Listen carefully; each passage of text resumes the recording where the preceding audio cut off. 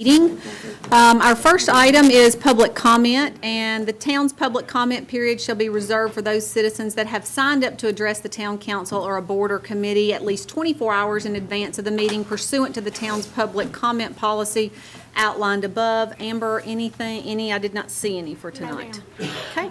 Then we'll move on to item 2, and I will call our meeting to order. Tonight, our prayer is going to be done by Chaplain Tim York with the Smyrna Police Department, and our pledge is going to be done by Assistant Town Manager Todd Spearman. If you'll stand with us, please.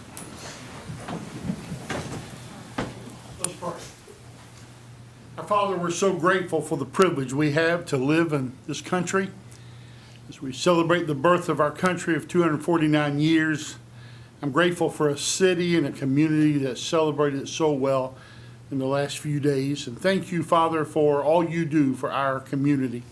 I pray you'll bless our leaders as they walk through difficult situations. I pray for all of our first responders that you will give them encouragement, help, and protection.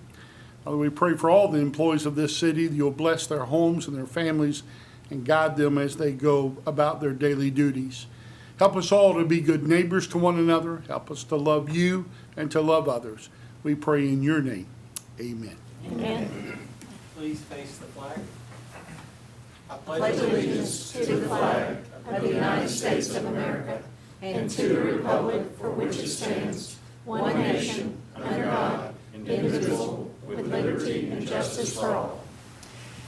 Tim, thank you. Todd, thank you. And Tim, I think you had a birthday last Thursday, didn't you? I did. That's what I thought. Well, sorry I did not realize it till after Sally's thing, but I hope you had a good day. I did. Okay, good. Miss Amber, if you'll do roll call, please. Yes, ma'am. Councilman Dempsey? Present. Councilwoman Peebles? Here. Councilman Cole? Yes, ma'am. Councilman Short? Here. Councilman Sullivan? Here. Vice Mayor Atkins? Here. Mayor Reed? Here. Okay. We will move on to item 4, which is approval or corrections of the minutes of the June 10th, 2025 regular meeting and the June 26th, 2025 workshop meeting of the town council. Jeff, are these in order? In order as to form, Mayor, unless you have any changes. Council, any additions or corrections to the minutes? Seeing none, do we have a motion to approve the minutes? I move to approve the minutes. A motion, do we have a second? Motion is second. Any discussion? All in favor say aye. Aye. Any opposed? Minutes pass. Awards and recognitions, anything tonight? Not tonight, Mayor. Okay. Then we will move on to correspondence and communications. Tonight, Chief Goss, our new Smyrna Fire Department chief, is going to talk a little bit about structural changes and operational enhancements. So, Chief. Thank you, Mayor and Council. I've been asked to provide a brief update this evening, a progress report of sorts on some of the forward steps we've taken with the Smyrna Fire Department over the past 45 days or so, and I thank you for this opportunity. Since my arrival, we've made some significant strides to strengthen our organizational structure, to enhance our operational efficiency, and to begin to raise the level of service we deliver to our community. But I want to make clear from the outset that while I'm the one who gets to stand here before you today, these accomplishments are in no way mine alone. They are the result of a highly engaged leadership team and the hard work of our dedicated personnel. Their willingness to embrace change, take on additional responsibilities, and remain focused on our shared mission is what will define the culture of the Smyrna Fire Department and position us to become a true destination agency in Middle Tennessee. I came to Smyrna with an open mind and really no preconceived notions. Throughout the hiring process, I committed to a deliberate and ongoing process of assessment, analysis, evaluation, and most importantly, listening. During the candidate meet and greet, Councilwoman Peebles made a comment that stuck with me. She said, "If you're hired, remember, don't try to make Smyrna into Brentwood." That stuck with me. The perspective has guided me ever since. While much of my past experience informs my leadership, I fully recognize every fire department is unique, and I continue to rely heavily on the insights and experience of our senior staff as we seek out opportunities for improvement in our collective pursuit of organizational excellence here in Smyrna. I'm going to do my best to keep this brief. We'll be glad to answer any questions during or after. Just to give you a little snapshot of what's been happening. So one of the first projects we took on was a comprehensive job task analysis of all of our staff positions. This led to a restructure of key administrative roles within the department. This was done to improve workflow and communication, to establish an optimal span of control amongst our staff, and to enhance responsiveness and efficiency, both operationally and administratively. The outcomes of that process include retaining a single assistant chief position, that of Chief Cameron Phelps, who has been elevated to second in command in the fire department. Retitling the remaining assistant chief position as division chiefs. Chief James Lawrence will maintain his responsibility in the area of codes, plan review, and fire prevention as the division chief of community risk reduction. The new training officer, which we plan to permanently fill later this month, will be designated as a division chief of training with the responsibilities of training and risk management, and more on that shortly. And lastly, we finalized a process that actually started before I came, and that was to retitling our shift commanders as battalion chiefs. These adjustments not only provide the operational benefits I mentioned, but also help us better align with national standards and industry best practices.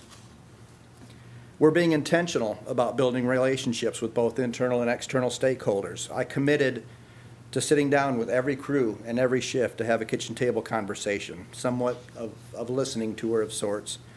I'm well over halfway through that process now, and it has yielded much fruit, both in establishing trust and identifying numerous issues, many of which can and have been addressed through relatively simple policy and process changes, or all with little or no budgetary impact.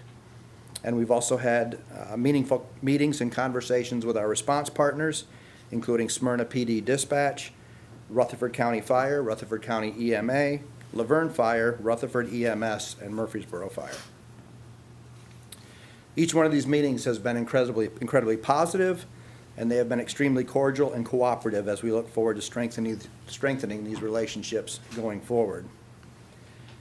We continue to develop and implement internal policies.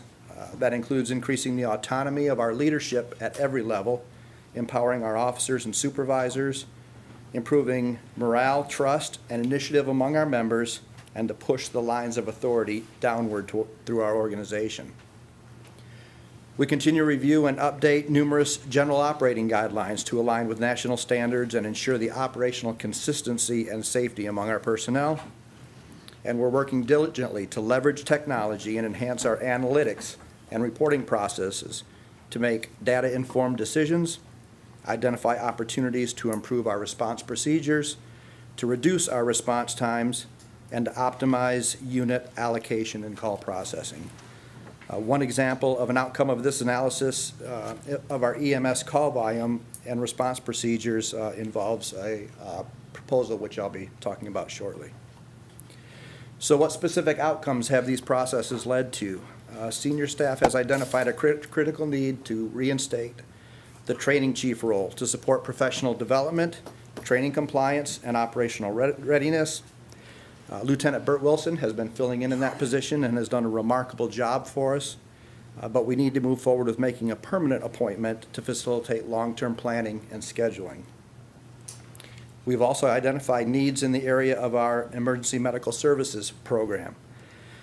Our EMS calls have increased from 30% to 72% of our total call volume since January of this year, while our overall calls for service are up about 200%. Now, make no mistake, taking on these calls was the right thing to do. Fire-based EMS has pretty much been the industry standard for about 50 years, starting with the TV show Emergency, if you remember that. However, a clear need has been identified for a dedicated oversight and strategic management of the department's EMS system and related programs. I want to emphasize we're not trying to take over or duplicate services provided by Rutherford County EMS. However, our crews arrive at nearly 50% of these emergency medical calls before the ambulance and often several minutes prior to their arrival. Given this fact, we need to ensure that we are providing the best and most comprehensive care we can to our citizens and visitors. This led to a proposal to create a new administrative captain position of EMS operations. This individual will oversee EMS training, evaluate quality assurance, act as the primary liaison between Smyrna Fire and Rutherford County EMS, ensure regulatory and licensure compliance of our personnel, maintain protocols, and provide overall program coordination. So how do we propose to meet these needs in the current fiscal year? The fiscal year 2026 budget included funding 6 new firefighter positions. The training chief position, which had been included in previous budget, was not funded in fiscal year 2026. I believe this was to allow the incoming chief the flexibility to determine where that position belonged and what our needs were. Based on that, our proposal, our plan is to reduce the 6 approved firefighter positions to 4, reallocating that personnel funding to reinstating the training chief position at the end of this month, and establishing an administrative captain position in charge of EMS operations on January 1st. These adjustments essentially maintain budget neutrality while improving program management and operational oversight at every level. In addition to these staffing enhancements, we are also evaluating potential operational changes that may enable us to function more efficiently, deliver better service, and save significant dollars over time. One of these concepts is what is known as a fast car model for responding to EMS calls. This would involve equipping and replacing smaller vehicles, likely 2 initially, in high-demand parts of the town with the primary responsibility of responding to EMS calls. We're confident we can accomplish this with the personnel we currently have allocated through thoughtful reassignment of those individuals. Crews of 2 would rotate through those cars and could potentially take as much as 30% or more of our EMS call volume. We anticipate that these smaller, more agile vehicles can respond more quickly and also reduce the number of times our now $1 million-plus apparatus responds by as many as 150 times per month, extending their lifespan for sure. So we have many irons in the fire, but this provides kind of a 30,000-foot view of where our focus areas are now, and I would be more than happy to answer any questions. Council questions for Brian? I got a couple. You know, in talking about the new vehicles, how are we funding the new vehicles? I mean, For the fast cars? yes, sir. We have pickup trucks allocated to each station. We would likely start a trial period using those. If it proves successful, it would be something that we would request in next year's budget. So would you go to a ambulance-type vehicle? No. It would be more like the police use like a Durango or a small SUV, something Gotcha. like that. Gotcha. Yeah, we're not looking to get into the transport business. The county already does that, and we're not interested in duplicating that They'll go service. out and then the county will still arrive, correct? Yeah, it will operate like we are today, where we Okay. operate as first responders, and our average time on scene prior to their arrival is approaching 4 minutes, and that's a critical 4-minute period.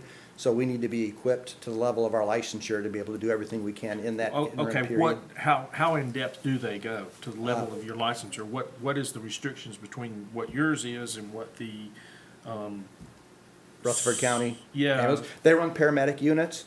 Right now, our minimum requirement in Smyrna is EMR, emergency medical responder, which is basic life support. We do have some emergency medical technicians, and under our agreement with Rutherford County EMS, our personnel are able to operate up to the level of their licensure. So our EMTs can do things that EMRs can't do. are all of our various skills. firefighters EMRs? That is the minimum standard. The ones that aren't to EMR level are the newer employees who are working toward that right now. Just so I don't forget, I thought the original agreement that we had with EMS, Jeff, only allowed us to do four specific things. Was that accurate? Well, if you recall, there was a lot of back and forth and through different administrations.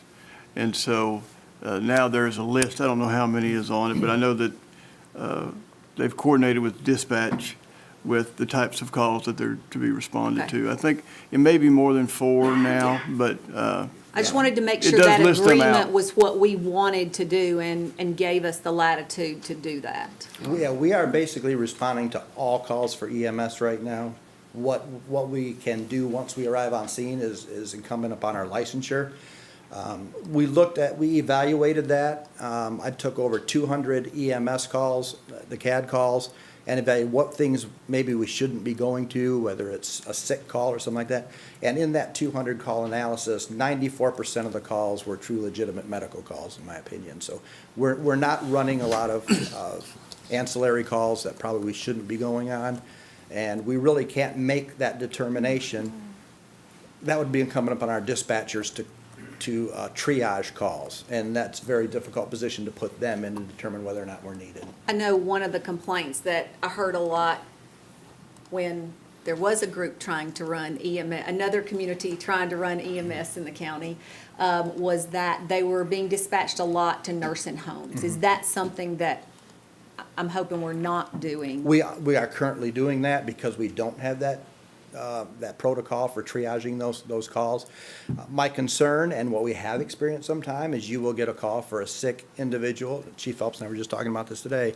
An individual who was ill, we responded and ended up doing CPR.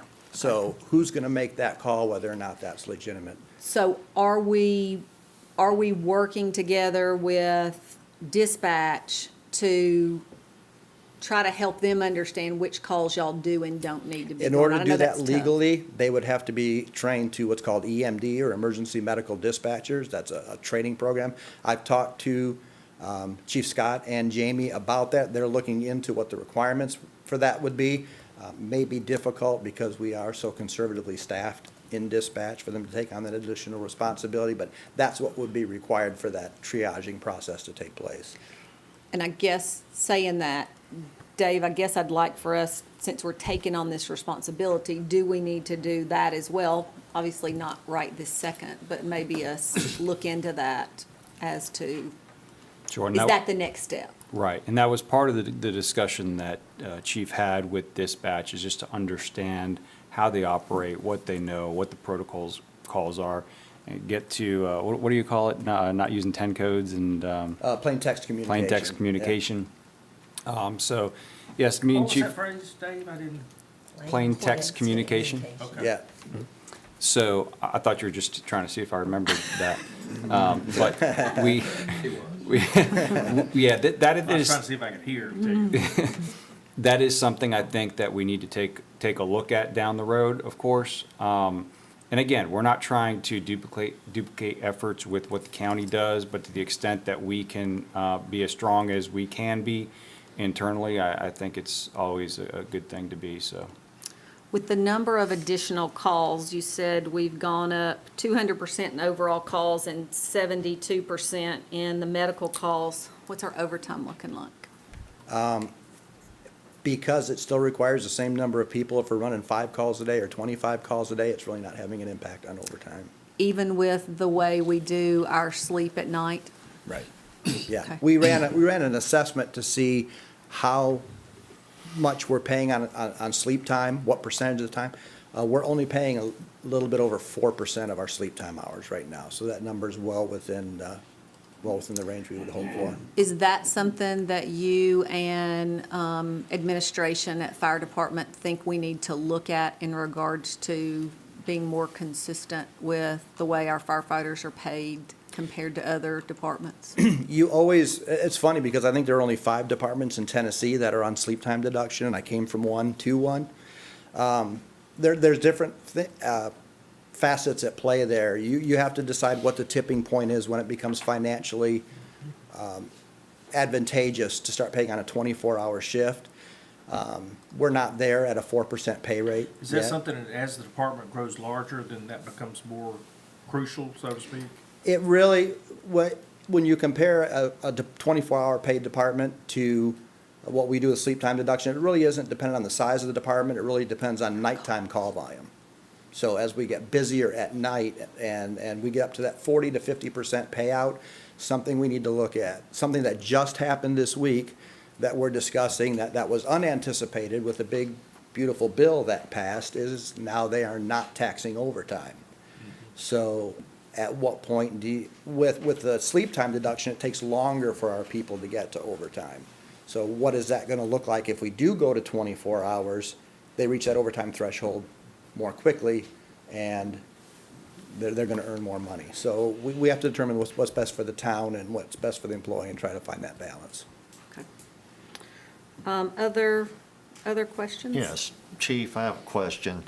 As we continue to annex out, 840 Almaville Road, how does that, are we responding along I-24 to medical emergency calls? And then will we respond along 840 if we start annexing, That's a policy decision, and I've worked with Mr. Santucci on those determinations. One of the things that I think took us both a little bit by surprise was that the I-24 corridor between that 4-mile stretch was actually not being responded to by the county. They had a contract with Almaville Volunteer Fire Department, and the response times were 20 minutes or more in some cases, and that's just, to be honest, unacceptable. So we have already started the process. We've already been in talks with the county to take over a response on that section of I-24. It's not something I want to do haphazardly. I'd rather send people into a structure fire than on the interstate. It's the most dangerous environment in which we work. So we are currently training our people to be certified, believe it or not, to perform public safety work on the interstate. We have a policy written that they're using, and our plan is to implement that around September 1st, to start responding on that section. 840 is still under the response protocol of the county, and that's a full-time fire department. I'm a little more comfortable with that. But as you say, Jerome, as we continue to expand out in that part of the city and kind of swallow up that section, it may be something we need to look at in the future. Thank you. And I don't even remember when the last time that we covered 24. You guys may remember, I don't know that, I don't remember a time. Purposely Yeah. didn't annex it. Yeah. So, Rescue squad used to respond down. on 24? Yeah, they used to, and then I don't know how long their agreement with Almaville Volunteer Fire Department is, but I know we've responded on there before. Yeah. But I don't know if it was a unique circumstance. Other questions for Chief? Yeah, this is just something I was wondering about. June of 2024, we had 92 total EMS calls. And of course, now it's 390 for June of 2025. Yeah.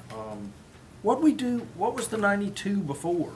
I mean, because we weren't actively doing those type calls, what were these That's calls? probably a good question for Chief Phelps, 'cause that was far before my time.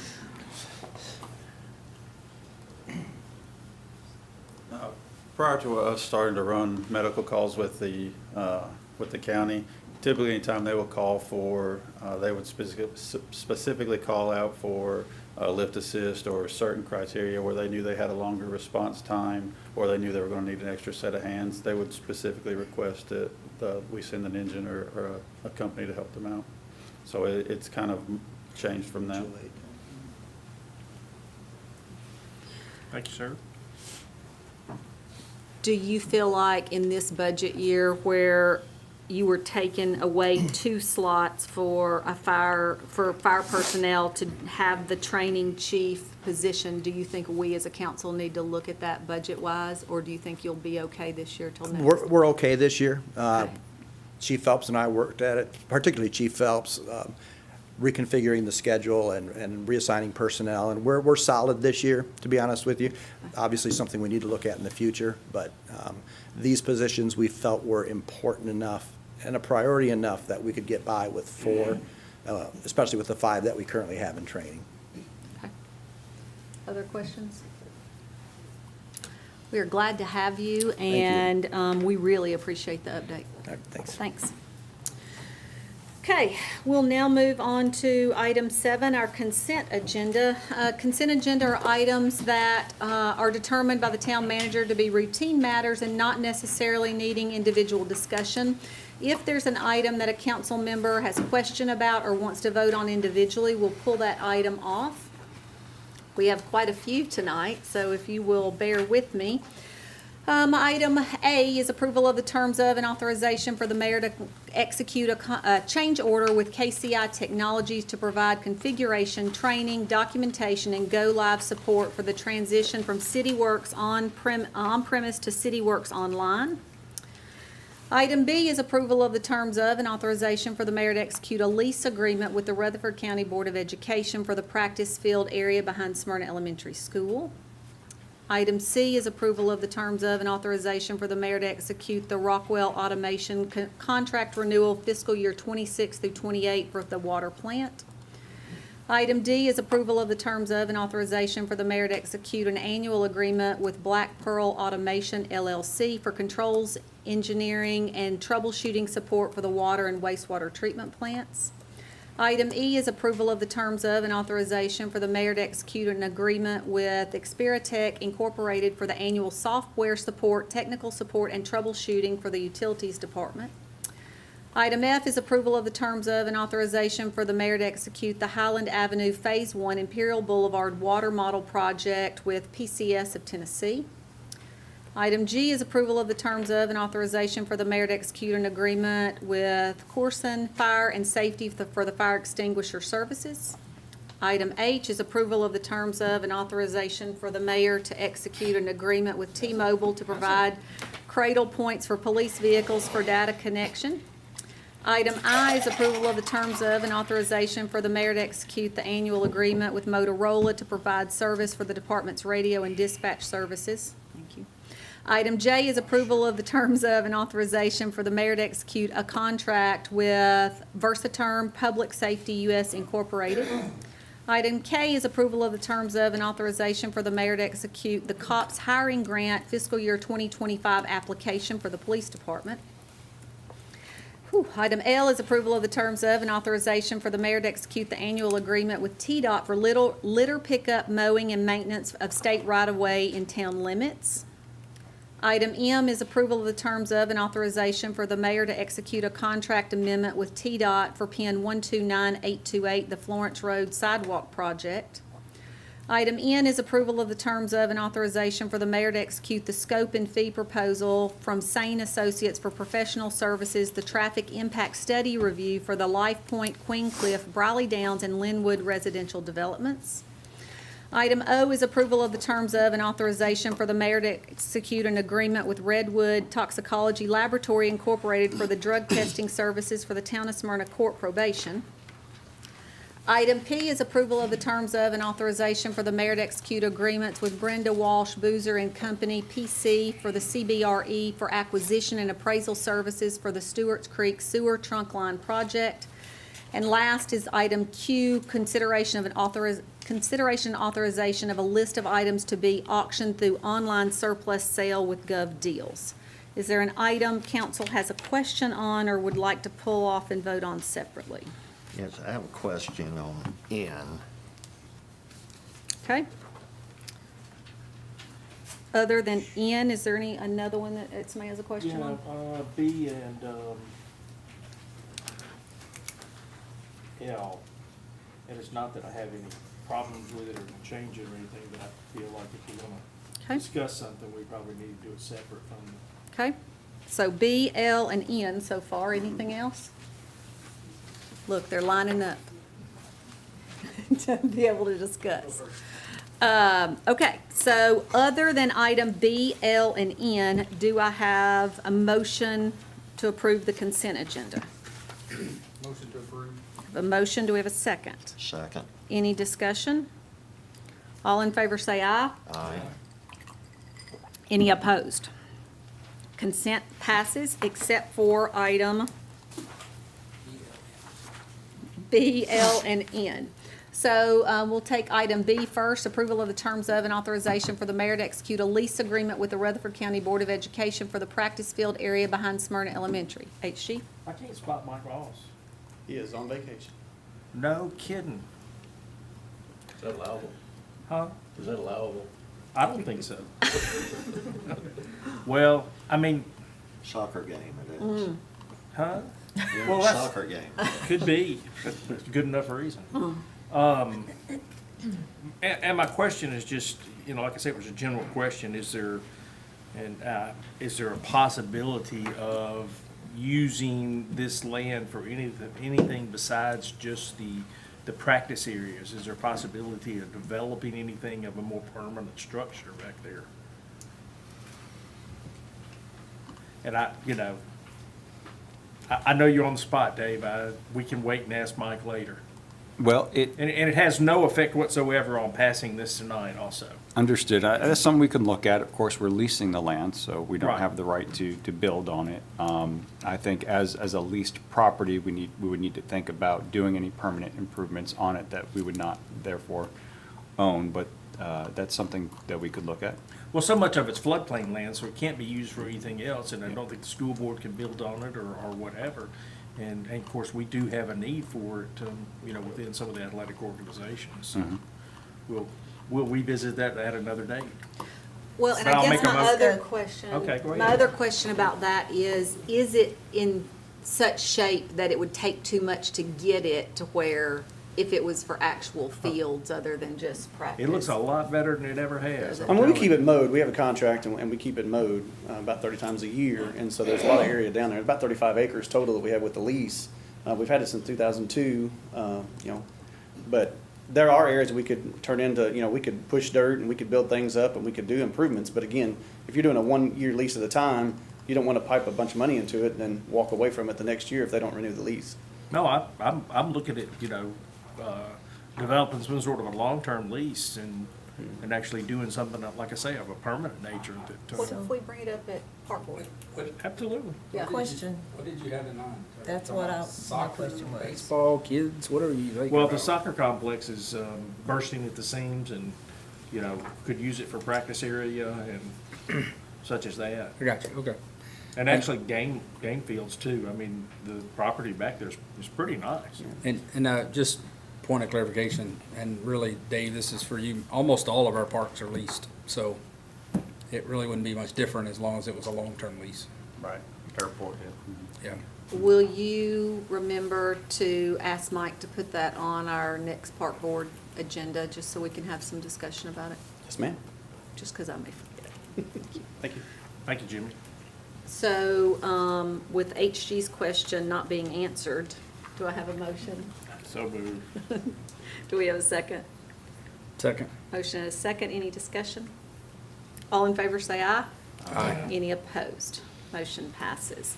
Item L is approval of the terms of and authorization for the mayor to execute the annual agreement with TDOT for litter pickup, mowing, and maintenance of state right-of-way in town limits. HG? My question is, like I say, it's not whether to approve this or not to approve it or anything like that. It's just as far as, and use Jefferson Pike for example. I'm sure that the job became quite a bit more labor intensive as the improvements were done out there. And how do we go about deciding which parts are cut and how much of it's cut? With the, And how often, exactly? yeah, with Jefferson Pike, with the, now the improvements are being done, is that what you're specifically asking about, that section? Actually, I'm asking about the whole shooting match. Well, we don't really have any control over the contract. That's pretty much dictated to us by TDOT, and what they'll do is they'll look at number of miles, miles of roadway that's in the annexed area of the town limits, and they calculate that up and they send that to me and say, here's what your contract is and here's what we're willing to pay. So we don't really have any control over what the rate is as far as like how much we get paid for each time we mow, or litter pickup, or even repairs. They calculate that, they send it to us, and I think I mentioned it last time, they had made a mistake a couple of years ago on linear miles of roadway. We caught it, we called them, told them about it, they said, well, I'm sorry, that's too bad, that's the contract you got this year, and you have to approve it, and that's it. And so we approved it, and they made up for it next year, but, So do you we, know, were do we look kinda at this at the like, mercy. this is how much they pay us, but then we go cut it as it needs it? Right. Or are we following the contract? Like if they say, we're paying you for 6 cuts a year, do we only cut it 6 times, or do we cut it as it needs it, even if that means 10 times? We cut it as needed. And typically, we're on about a 2-week cycle, as long as weather's good and it's not raining on us every day, then yeah, we're on about a 2-week cycle to cut everything, including like the, any roadway, any state routes and interchanges. Just because, as HG brought this up, it made me think about it. So as we're annexing things into town, what is the process of making sure our streets guys knows what we've brought in, so they know, okay, we've got to add this for, whether it's salting streets or cutting or picking up litter or any of that? What's that process? Yeah, that's a great question. So anytime we bring in an area to annex existing roadways, we got a few things that we have to do. One of them is, we communicate internally on where the new town limits are. We work with our sign technician. He'll take and pick up the sign and move it, another 100 feet or 1,000 feet, whatever it happens to be. So he'll change those signs around. We also we'll communicate that with TDOT, and of course, we can't change any of the contract as it is, but then for the next year, when it becomes available, if we annex in more area that's state route, then they would add that into the list. But we cut it, we just don't get Yes. paid for it. Right. Yeah. We don't get paid until the next year Yeah. starts. And then I'm assuming we also have to work with the county in regards to, we pick up the fire and the police and all that. Okay. And we work with Middle Tennessee Electric as well. So anytime, part of our services that we provide to certain areas is street lighting. So if it's an area that does not have street lighting, we follow a protocol, which is lighting intersections and then hitting every other pole with a new light, a new street light. And then we just coordinate with Middle Tennessee Electric to make sure that those street lights get put in. Okay. So does that take actual hands-on manpower, or you can do those calculations through the computer? Like when you're adding in the different locations and annexations, can you do that on computer, or somebody has to manually talk to the different organizations to know who's doing what? Well, we do, of course, our GIS department does update the town limits boundary all the time, and so we get that type of information updated, and then, we'll calculate the additional length of roadway if it's state route and make sure that TDOT knows that. So, a little bit of hand calculation as far as the additional length of state routes.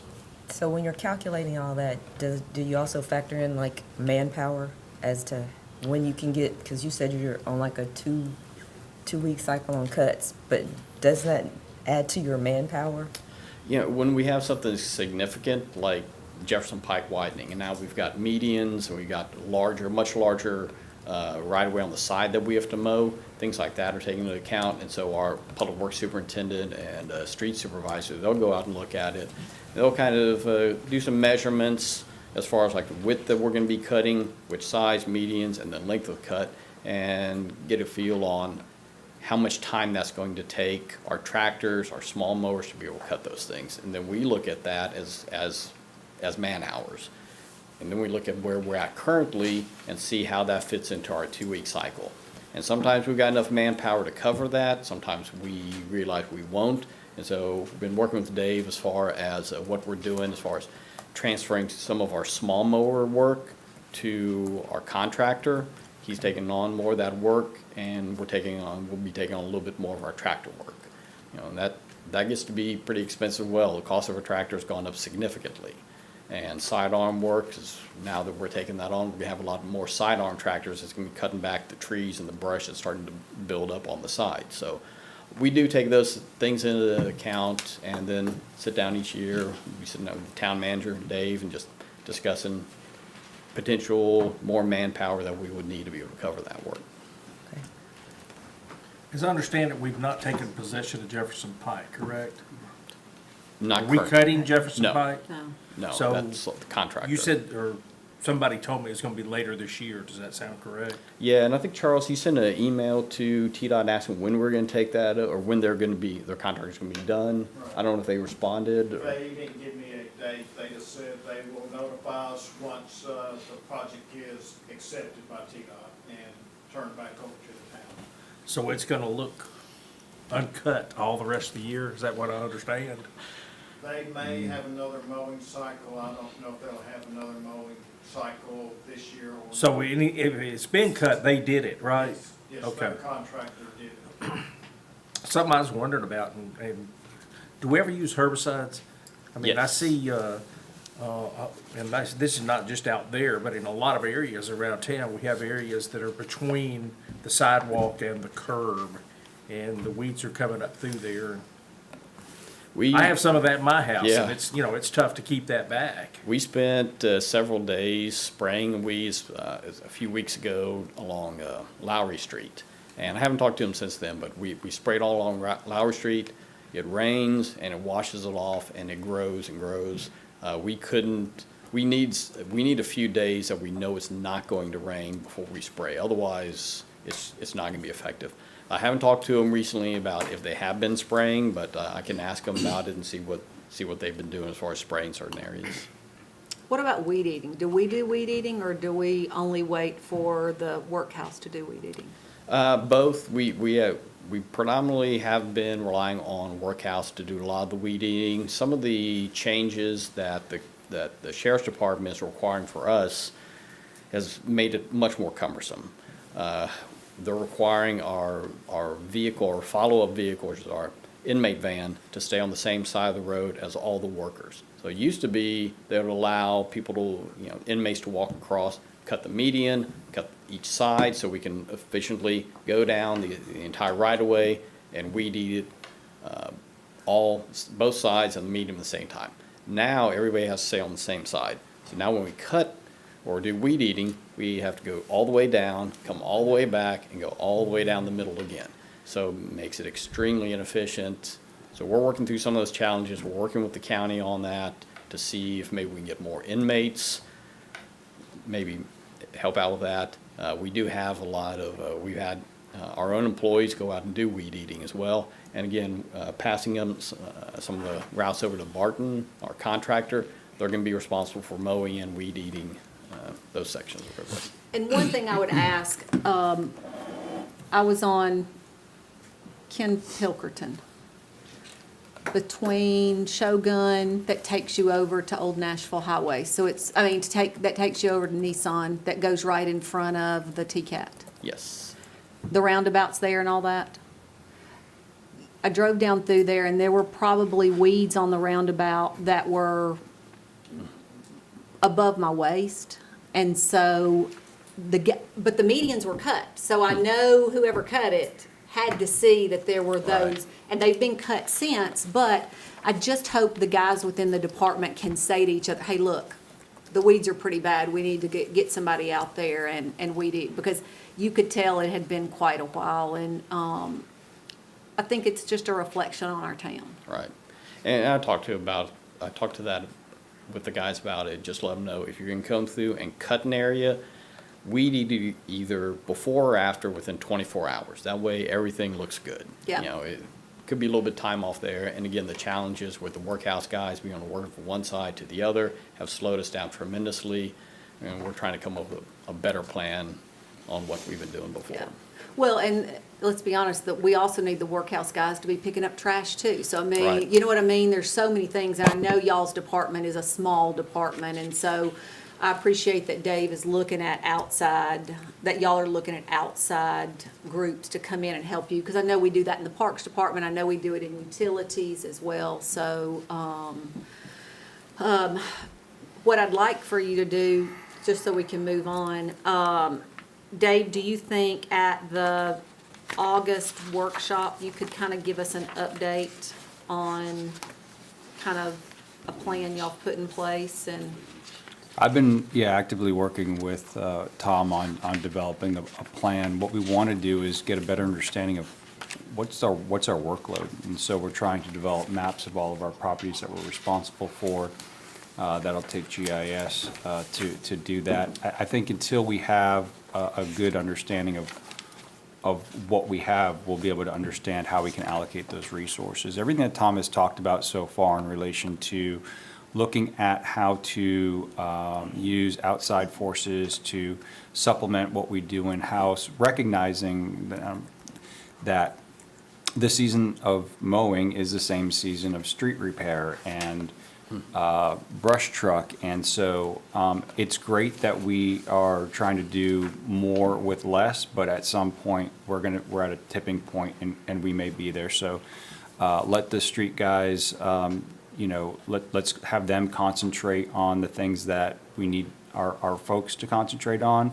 And let's look at ways in which we can use outside sources to pick up some of the remaining work, because at the end of the day, you know, understanding that, you know, we have a growing season, then we don't, what do we do with those folks afterwards, right? So that's kind of the discussions that we had. I know I haven't answered your question yet, but I say all that to say, I'm happy to give you an update at that workshop. I don't know if at that point we'll have it completely worked out. My goal is that we do have the contractor assigned to certain areas, and we could probably provide you at that point what that contractor is doing and what they've taken over.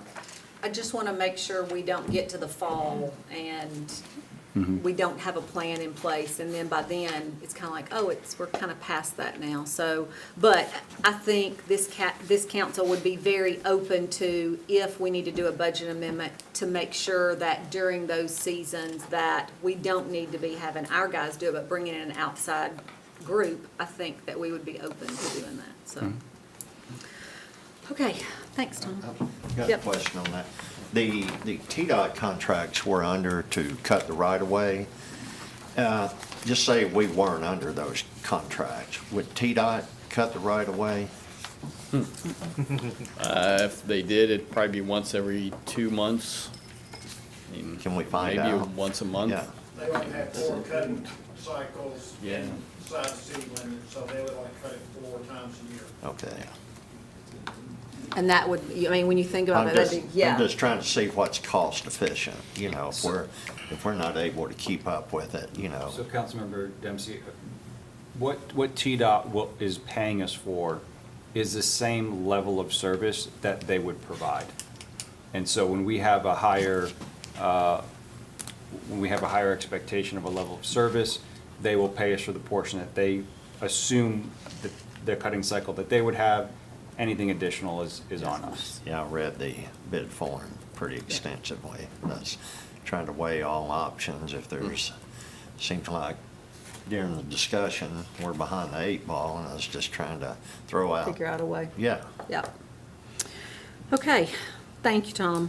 And let me say this, even though we're having discussion, I don't want your department to think that we don't think they're doing a good job. We know that they're overworked, especially with as much rain, but I do think we have a level of expectation of what the town's gonna look like. So, and we just gotta figure out how to make that Determine happen. whether they need more help also. That's exactly right.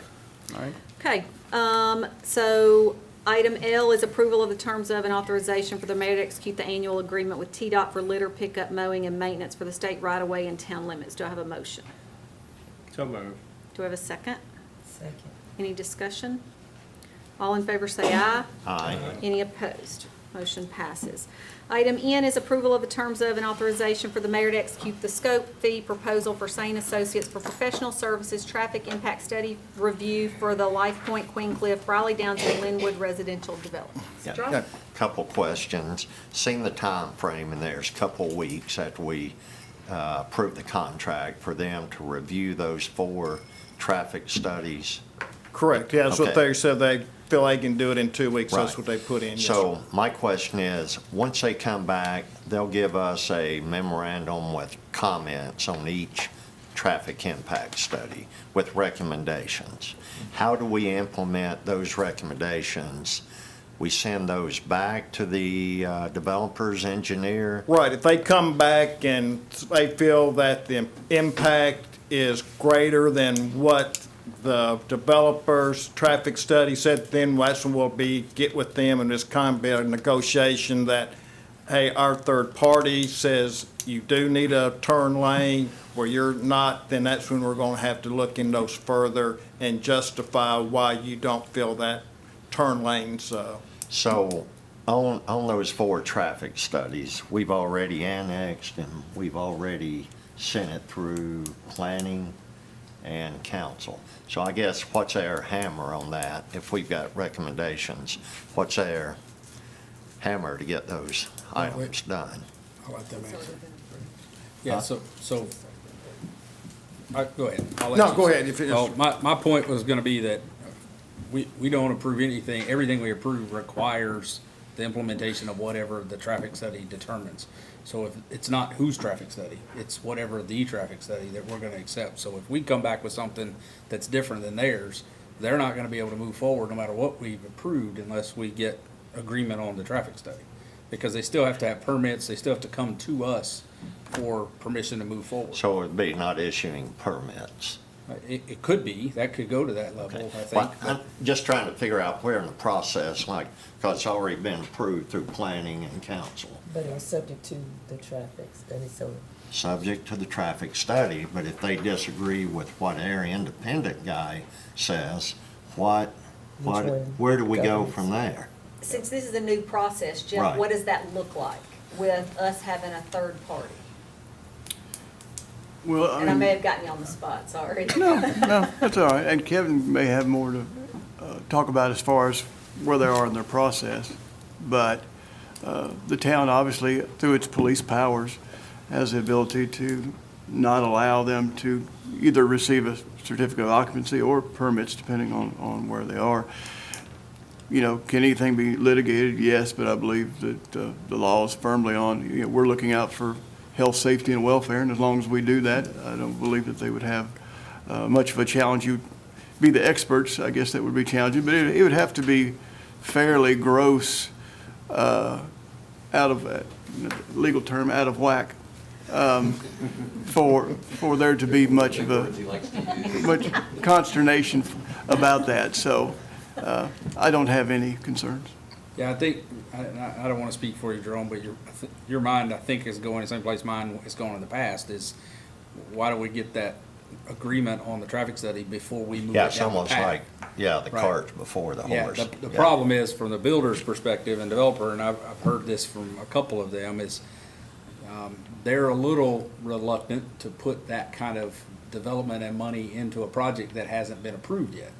So if they're asking for a PRD or they're asking for rezoning, they go do the traffic study and spend the money and effort on that, and then they come to us and we say, sorry, we're not approving your PRD. It's wasted money on their side. So I think they would say it's also the cart before the horse, right? We're kind of getting into the design build phase and we haven't even got approval yet. So there's a kind of a fine line that we got to try to balance so that everyone's not doing things in the wrong order. But I see your point and I agree with you.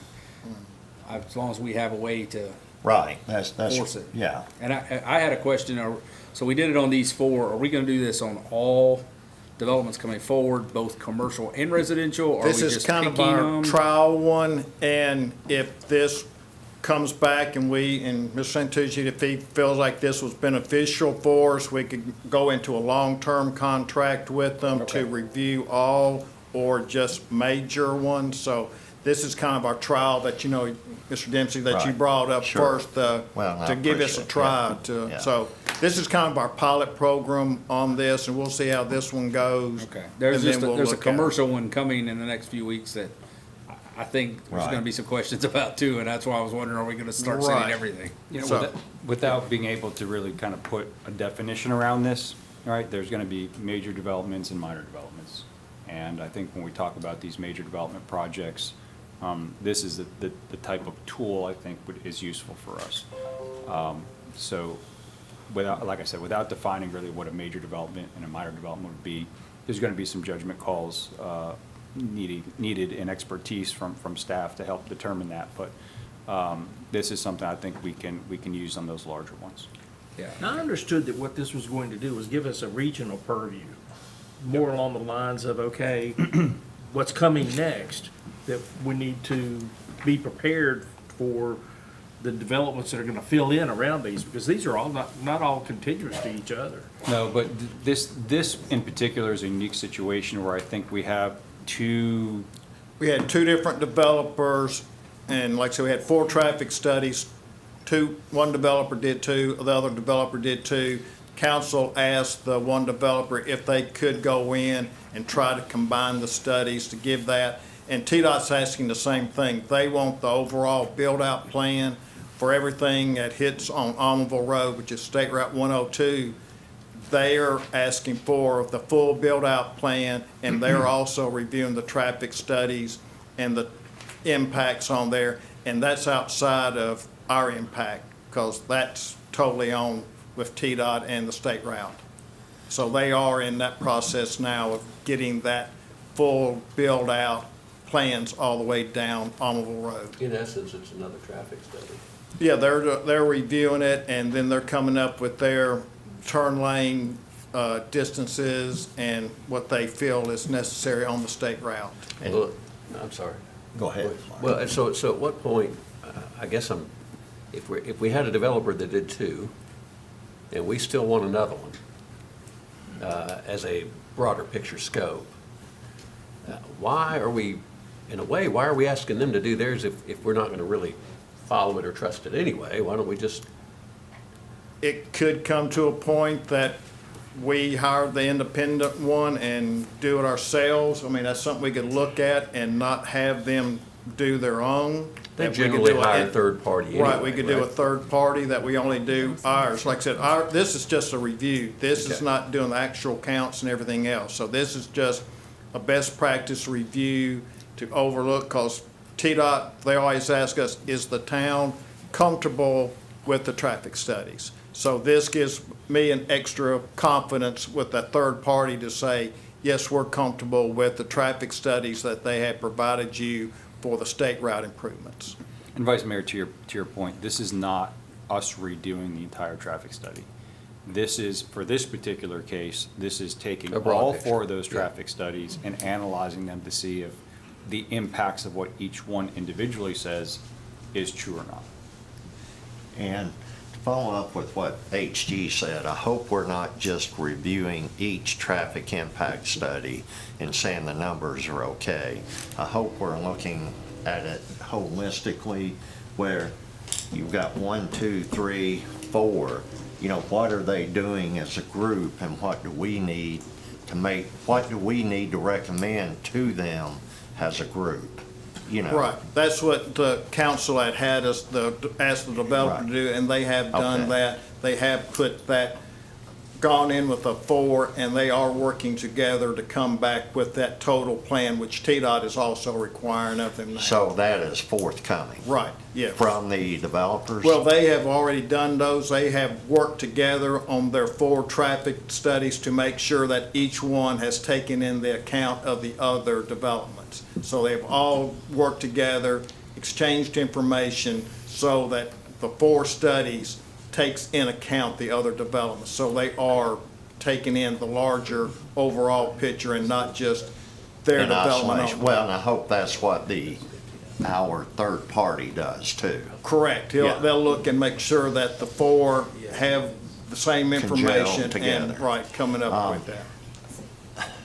Do we have copies? Can we get copies of those 4 impact studies? Traffic studies. Yeah, I'll have them electronically. I can get those to Okay, you. yeah. I'd like for us at our next quarterly, I can't see Kevin, but Mark says he's back there. At our next quarterly joint, let's have some discussion about how this process has gone and think that's what we want to look And then at. how it fits in with their corridor study Correct. of the Almaville Road. Correct. Yeah, I think, Kevin, that's the end of August, if I recall. July. I asked that End of question. this month, okay. Okay, Thanks, other Charlie. questions Okay, on this? and I think the county, Mr. Tijian, the county trying to look at an overall county traffic, to work on, so, Yeah. with that, so, all right. Okay, so item N is approval of the terms of an authorization for the mayor to execute the scope and fee proposal for Sane Associates for professional services traffic impact study review for the Life Point, Twin Cliff, Riley Downs, and Linwood residential developments. Do I have a motion? I'll make a motion. Okay, and do we have a second? Second. Motion and a second. Any discussion? All in favor say aye. Aye. Any opposed? Motion passes and consent agenda is complete. We'll That's move an hour on. long consent agenda, Mayor. That's because of you. We've never done that. That's you. That was you. Me. It was you.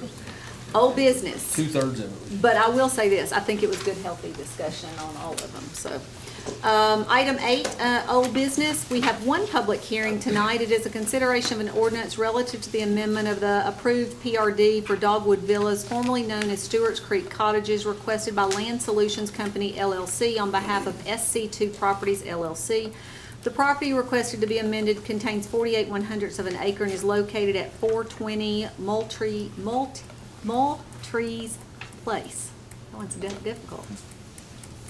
Yes, Mayor and Council, this is a second reading for an item that was on your agenda last month. This is at 420 Moultrie Place within the Dogwood Villas, which is really, it's what it's called now. It originally came as Stewart's Creek Cottages. It's north of Morton Lane.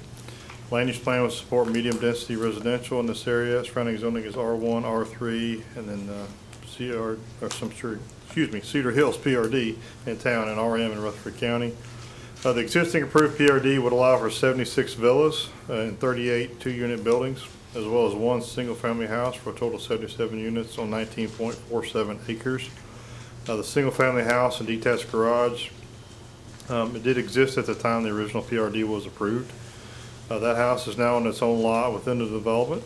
That is the 4800ths of an acre in size. Requested amendment would add one single-family residence to the PRD for a total of 78 residents on 19.47 acres. So it increases the density from 3.95 to 4 per acre. Existing lot would be divided roughly in half, which would create the equivalent to R3 size lots of 10,000 square foot plus each. The existing house is proposed to remain. The detached garage would be removed to allow for construction of the new house. This PRD is nearing completion of development. There are no other proposed changes other than this one additional house. This PRD is required to comply with the Housing for Older Persons Act with a minimum house size of 1,450 square feet with a two-car garage. The road layout, amenities, and exterior elevation requirements and all other requirements of the existing PRD would remain in effect. The Planning Commission did review this, did recommend approval, and staff would also recommend approval. So we have had quite a bit of discussion on this. Are there any questions for Kevin before I go and open the public hearing? Just a comment. Basically, this has been previously approved, and it's come back for amendment to, I guess, take an existing garage down that's on an existing lot and subdivide that lot to be able to build another house. That's correct. Okay. Other questions? Seeing no other questions, we'll go to the public to see if there's anyone here to speak for or against this item. Seeing no one, we'll close public hearing and go to council for a motion. So moved. The motion, you okay down there? I'm okay. Okay. Do we have a second? Second. Motion and a second. Any discussion? All in favor say aye. Aye. Any opposed? Motion passes. Just so y'all know, Jerry had surgery today, so Jerry is taking one for the team being here. So we're just gonna make sure he's doing okay down there. Jerry don't even know he's here. You mean tonight or any night? Just tonight. So we appreciate Jerry being here. New business, planning commission report. Oh, wait, yeah, we got a motion in a second. We voted on that, right? Yes. Yes, okay. New business, the planning commission report. Item 1 is consideration of an ordinance relative to the annexation in C2 and I1 zoning of property on tax map 20, parcels 61.01, 61.03, and tax map 26, parcels 13.00, 13.01, 13.02, 15.00, 15.01, and 18.01, requested by Hamilton Development LLC on behalf of Hollingshead Land LLC, containing 178.6 acres. The properties are located south of West Jefferson Pike, State Route 266. Kevin? Yes, Mayor and Council, this is a request for annexation. It is on the south side of Jefferson Pike, begins about 4/10 of a mile west of the interchange with I-840. The land use plan for the portion of this request along Jefferson Pike is the 840 Gateway character area, which would support a mix of hospitality, retail, restaurant, high-density residential, and industrial warehousing uses. That extends between 400 feet to 1,200 feet off of West Jefferson Pike, depending on the location. For the portion of these properties that are south and west of that designation, low-density residential development would be supported. The surrounding zoning is PUD, which is the Cornerstone at Smyrna PUD in town, and then RM and CS in Rutherford County. The town would be providing all services to this area upon annexation. The proposed zoning for this request is approximately 23.6 acres zoned C2 along West Jefferson Pike, and the remaining 155 acres zoned I1. This does include an increase of approximately 6/300 of an acre to be Zone C2 based on a discussion at the Planning Commission. The Planning Commission did review this request, did recommend approval with that revised zoning plan, 7-4-0 against. Staff would also recommend approval. Mark or Steve, anything on this one? Go ahead, Mark. Well, we had quite a bit of discussion at planning about this. As you notice, there's one little area there that we talked about that essentially could have been brought in to be commercial. I think, I know when we voted, I can't remember if we made that a request or not. Do you, Steve? I think we did. Yeah, so, It did, yeah, so that, it's that, Maybe the old, this if you is, can, this I is the don't know if you older got your map. laser or not, Yeah. Kevin. you Yeah, can this point. is the area right here. This is my fancy Well, new look clip. out now, you can Yeah. look high tech on It's this. this area right here. This doesn't reflect, I think the map's in your packet or Yeah, the one new in the package. packet does. That area, that building that's shown there, kind of closest to Jefferson Pike, would have to be moved or reconfigured or whatever. That area there in that corner of that To area. make it continuous Would be commercial. all commercial across Yeah. through there now, yeah. This, it gets into backing up to a quarry and some other industrial-minded stuff, so, On the north Not side, this yeah. one. That's on the other side. Yeah. the other side. That's But- right. Yeah. That little area up there that, what's your little thingy up there in the same spot? A little triangle. No, there. That's a separate tract of land. There's a separate tract there, then there's a separate tract right there that are not part of the request. That were And not- How big is that small area, the one there? They're not very large. I don't know I mean, are they- exactly. What could you put there? Hot dog stand. There's really not a lot. Most of what could happen is this area, that one, and this one could be combined with some of those other tracts, but when those develop commercially and be combined then. They're not owned by this owner, they're owned by different owners, and so they were not part of the request. The little triangle at the top of the map is about 1.75 acres. Yeah. It's a lot bigger than. On the other side, more to On the other left. side, this one? Up. Yeah, that one's a Yeah, little that one. larger here. This one's smaller. I think it was, those two tracks together were 2 or so acres, maybe a little over 2 acres, something like that. 2.5 maybe, because the original request, they did include those two, and we looked through and found that they didn't own those two, and so they had to withdraw those two off the request, so, because that original request was over 180 acres. And one of the things we looked at was design review, even though it's industrial proposed, the building types that they are proposing to put there shouldn't scare you at all. They're pretty attractive industrial buildings, a lot of glass. So when we looked at it, making sure we could keep the front of the road all commercial, we didn't want that visibility, so to speak, of all the industrial. And, But Mark, with this being straight zoning, I mean, Yeah. they change that to anything they want. They It could. really doesn't matter, does it? no, they could, but And that. I mean, they're still subject to, with the commercial, they're subject to the design review. well, but that's why I brought it up, even though. though our design review would allow them to do just about anything industrial there, they've stepped up their game, and they said, we don't want it to look as industrial as you might think industrial looks. And so, some of their design was quite attractive industrial buildings. HG, to follow up on that, that was one of my questions. You know, a lot of times we want to bring it in as a PUD, have control over it, you know, the amenities, landscaping, you know, whatever. And my question was, are all 4 sides going to be design review or just what's visible from, I guess, Jefferson? And are there going to be any other like walking trails?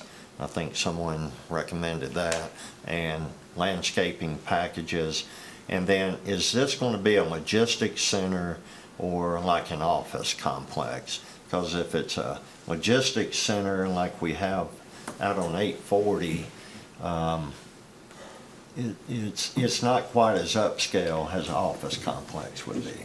So that might be a question for the developers representative. Their representatives Yes. are here if you Yes. want. Yeah, those are some of the conversations we had at planning, and I'll let them talk about it, but, actually, gentleman, I think who's fixing to come up, told us that they would not build any metal buildings. They would all be concrete, stand-up buildings. Glass. That there was a certain amount Tilt of wall? office and warehouse in these, that they weren't, these aren't, Amazon warehouses generally. We're talking about people that have office space and warehouse or storage in their building. So it was a little of both office and warehouse, but I'll let him talk.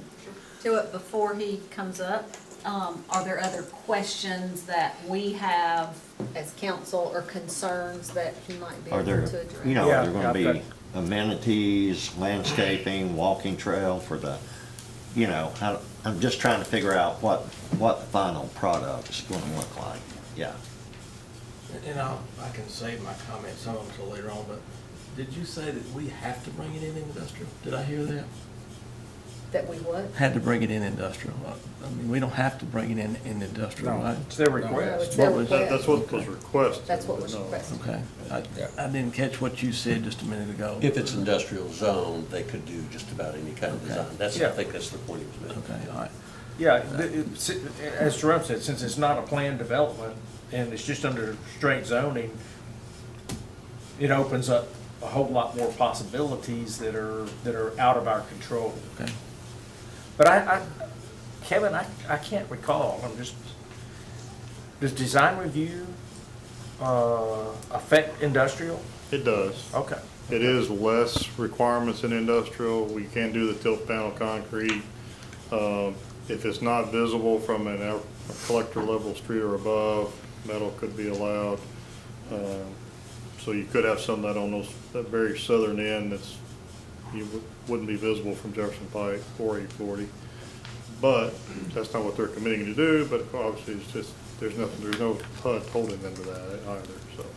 Yeah, we talked about in planning, pretty much, obviously, this is just an annexation, so that design is not that's just a proposed, I guess, an idea of what they're thinking. But we do like to see what they're thinking. But all of those buildings, we pretty much looked at them, and all but about 3 of them would have portions of them that face Jefferson Pike. And with the height, they would probably still be larger than the commercial on the front. They're 50 So feet. they would all apply to, a lot of them would apply to that design review on Jefferson Pike. Go ahead, I'll come back and. We'll come back? yeah. Okay. Wait a minute, I still have one more. Light up the little section over to the left, but go high, up. Go to the right. There you go, down a little bit more. Okay. Like you got you're a getting your back blue- scratched over there. Now, scratch it hard. You got a blue line there, it's real hard to see, and then it's surrounded by a red line. And I don't have a clue what that is. I think that's a tributary. Well, that's what I figured. The blue line, okay. Yeah, without looking at it, I think that blue line that's there is the boundary of the property. No, not that one. No. He's talking about the one that runs into the property, It right looks there. like a tributary. There is some, Line stream. their concept plans did have some streams in there that they were gonna have to work around and protect. So then the red around it is drainage or? think a There's buffer. there's a Depth buffer, or there's a something? buffer off of that stream, yes, that they would have to maintain. Okay, thank you, sir. Okay. Other questions or comments? And I guess when this comes back into planning, I know you guys discussed a traffic impact study, especially with that one proposed cut that's not across from Yeah. Hickory We Grove. actually talked about that the other Yeah. night. There definitely would be. In the curve there, yeah. Okay. And there's already a light going planned for there, correct? The Hickory Grove, yes. It's already up. It's already, yeah, that's there. but Yeah, it is, But okay. the other there's 2 other access points they were showing to Jefferson Pike. We talked about that a little bit too, HC. Yeah, one of them is at a left-hand break in the median. The other one is not.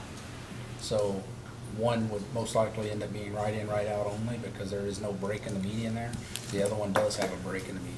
So if TDOT approved it, they could potentially have a left turn there, which may or may not require a red light. And that would be their call. Yeah. Talk that about would the be part of that limited process. access on that. That's state controlled. It's a state highway, so certainly they control the access. I don't think it's a limited access like. It's not limited I don't believe access. it's limited access like Sam Ridley is or Lee Victory is, I don't believe.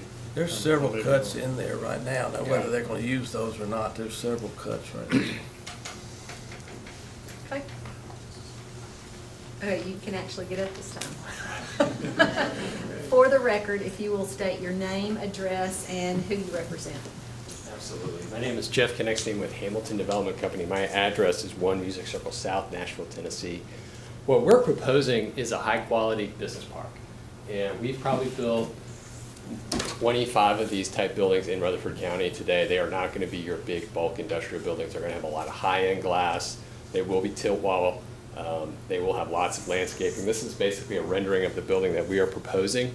We're building this building right now on the site of the Tennessee Farmers Co-op site. So it's got a lot of brick form liner, lots of glass, very high-end finish. What we're prepared to do is basically commit to that design review standards for all the buildings, the entire site. We you know, at some level, or very much the entire level, we hold ourselves to a very high standard. It's important to attract the type of tenants and businesses that we want into the park. Again, it's not what you see out on 840 as a big bulk industrial building. I'll give you a handful of examples of what we've built in Rutherford County and the tenants that we've attracted. So at our Park 24 project, we've built an 80,000 square foot warehouse building spec, but we ultimately were able to secure the ICEE Corporation as a corporate headquarters facility where they relocated from Southern California, brought some employees, hired mostly local residents. There's 50,000 square feet of Class A office building inside that industrial building. And there's probably 150 office employees in there. Several of, probably the majority of them make six figures. It is a very high-end facility. Another building that we've built is for a company called Automation. It's 40,000 square feet. It's got 10,000 square feet of office in it. They have 75 electrical engineers working inside this building that they design, make, and manufacture, basically automation equipment that goes into Nissan and Amazon. So it's a lot different than the industrial that you think, and we've got a good track record already in the county of building these types of buildings, and it's a great location for it. Questions? Any proposed amenities or anything within this complex? Walking trail for the employees or We're working with anything staff like on those that? type of concepts. We're Yeah. absolutely willing to incorporate. I think there could be some areas down, I wish I had Kevin's pointer, but that gets to the creek, that we could have a walking trail for a lot of the employees to go there. And there's some land there, we can have a parking spot for people, for residents too, that want to park there. Other questions? Jerry, questions now? More like comments. Okay. Okay? Okay, thank you. Kevin, as you're working, if this passes, as you're working through the process, is that something might be able to bring Mike Moss in? Because I think we had some stuff in the plan for around there with Greenway stuff, I think. I'm pretty sure that there is. Well, we've been debating on how we're going to connect with Murfreesboro, which way we're going and such as that, so, yeah. Several years ago, there was a conversation about taking the Greenway out Jefferson Pike and picking it up in Walter Alongside the Hill, lake, Las such as Casas that. along the lake, which would run essentially right behind this property. And there is a certain amount of buffering that I guess the Corps or TVA, I'm not sure who requires it, but requires on that river there. That's This all is the core East property. Fork, right? So it's all Yeah, core it's core all property core there. property all the way around. All three sides of this is But core we did talk property. about that as well at the planning commission meeting and what options there were and how it dovetails into what We've we already got So- kind of planned. So if this moves forward, if we can just look at that as well. I just want to make sure that if we have a plan that our greenway runs right up along this, that, we either are setting aside that land to be able to do it, or, developer helps us do a portion of it or something like that. Yeah, I think certainly we can do that as well. So if this annexation and zoning, passes both readings, at that point, they're gonna have to, obviously, there's gonna be supplemental to that, there's gonna be all kinds of subdivision plans and site plans that will be coming to us and much more detailed development plans on what these concepts show, and we can certainly look at all those things at that time. Will these come in building by building or as a whole? I think they're, I doubt they're gonna do it all at one time. Yeah, it's a lot of Yeah. square footage. They'll come in phase. We'll probably build 3 buildings at a time, so I think there'll be several times that we'll be in planning commission. And they'll all take on that design that you showed us? Absolutely. Well, and, you know, the good part is that by doing it that way, if they don't meet what they told us in the first 3, then the second 3 is gonna get a lot harder to get approved. So that's the good thing, is them doing it in phases also gives us a little bit of, we really don't like this, or we really like what you're doing, right? Okay. Jerry? Yep. And I know this is gonna be a good product. The people that are putting it together always do good work. They always give a good product that we're not, it doesn't make the town look bad. My issue here is, we worked hard to get a 4-lane highway on 840, off of 840, really hard. This is a gateway into our town. You know, I think about some of the other gateways that we've got. We've got Amable Road, we've got Sam Ridley Parkway. And when I think about those two, it's like night and day on what we've done at each one of those sections. This reminds me a lot of what we did on Amable Road.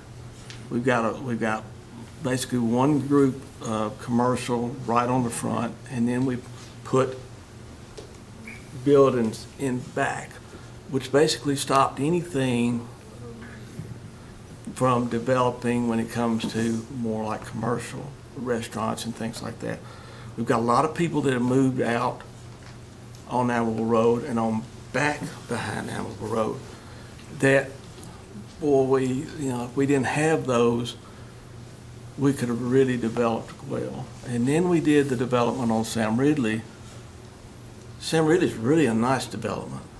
And now we've got the opportunity to have something really, really nice in that area. And I know we've got some stuff coming up later on across the road that really looks like it's going to be something very nice. I just hate to see us put this kind of product where it could have been used for a lot, what I think that the town and its employees and its citizens, and even across there, which is not in the town, which I think is going to be developed one of these days in the near future.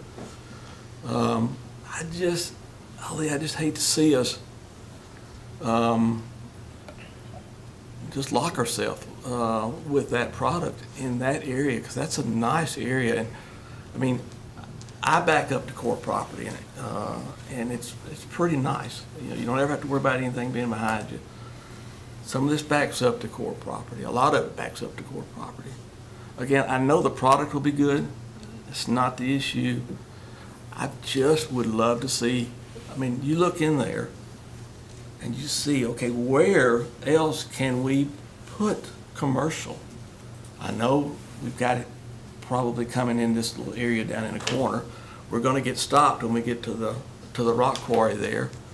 We do have some there's property owned on the other side of the road, but when you keep going a little further, I think Core takes that over and goes close to the river. Of course, it goes around the river there, but gosh, I just, I think about other products that are on 840. And I think at each one of those intersections, the nicest intersection that's on 840 is at Veterans in Murfreesboro. And we see how that has developed over there and how much it's continuing to develop over there. And it's on a 4-lane highway as well. We got a 4-lane highway. Will I ever see in my lifetime 4-lane going the other way? I doubt it. It needs to be. We use the danger of 840, of Jefferson Pike being one of the reasons that we wanted it widened. And when we met with the state, the comment I made to them was, if we're looking at safety, it's just as dangerous on the other side as it is on this, but I don't ever think I'll see that being widened. But I do believe on the other side, there's gonna be a lot of development in there. And, you know, just, gosh, think about it, there's not a medical center on this side of town. What if they put one of those over there and how much that could grow? I appreciate the planning commission. You guys did a lot of work that night talking about trying to get that extra on the commercial, and I do appreciate that, because any that we can get in there will be good. I just think we're losing a great opportunity there that we're never gonna get back. And again, I go back to Amable Road and how that looked, and what, we're locked. You know, we're not gonna get anything else on Amable Road, and there's a lot of homes out there that we could be supplying in that intersection had we not have those big buildings. Again, it's gonna put people to work, I get that. It's gonna be a nice building, I get that.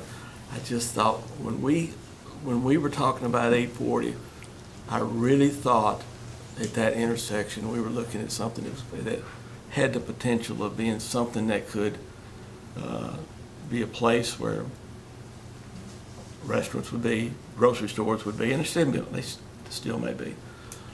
But it's still going to be confined pretty much to that area, maybe up in that area up on the north side up there, but I just. Jerry, but Go ahead. I don't disagree with you. I think that what you're saying is, you know, has, we would like all of our gateways to be, you know, the path to the Taj Mahal, if you will.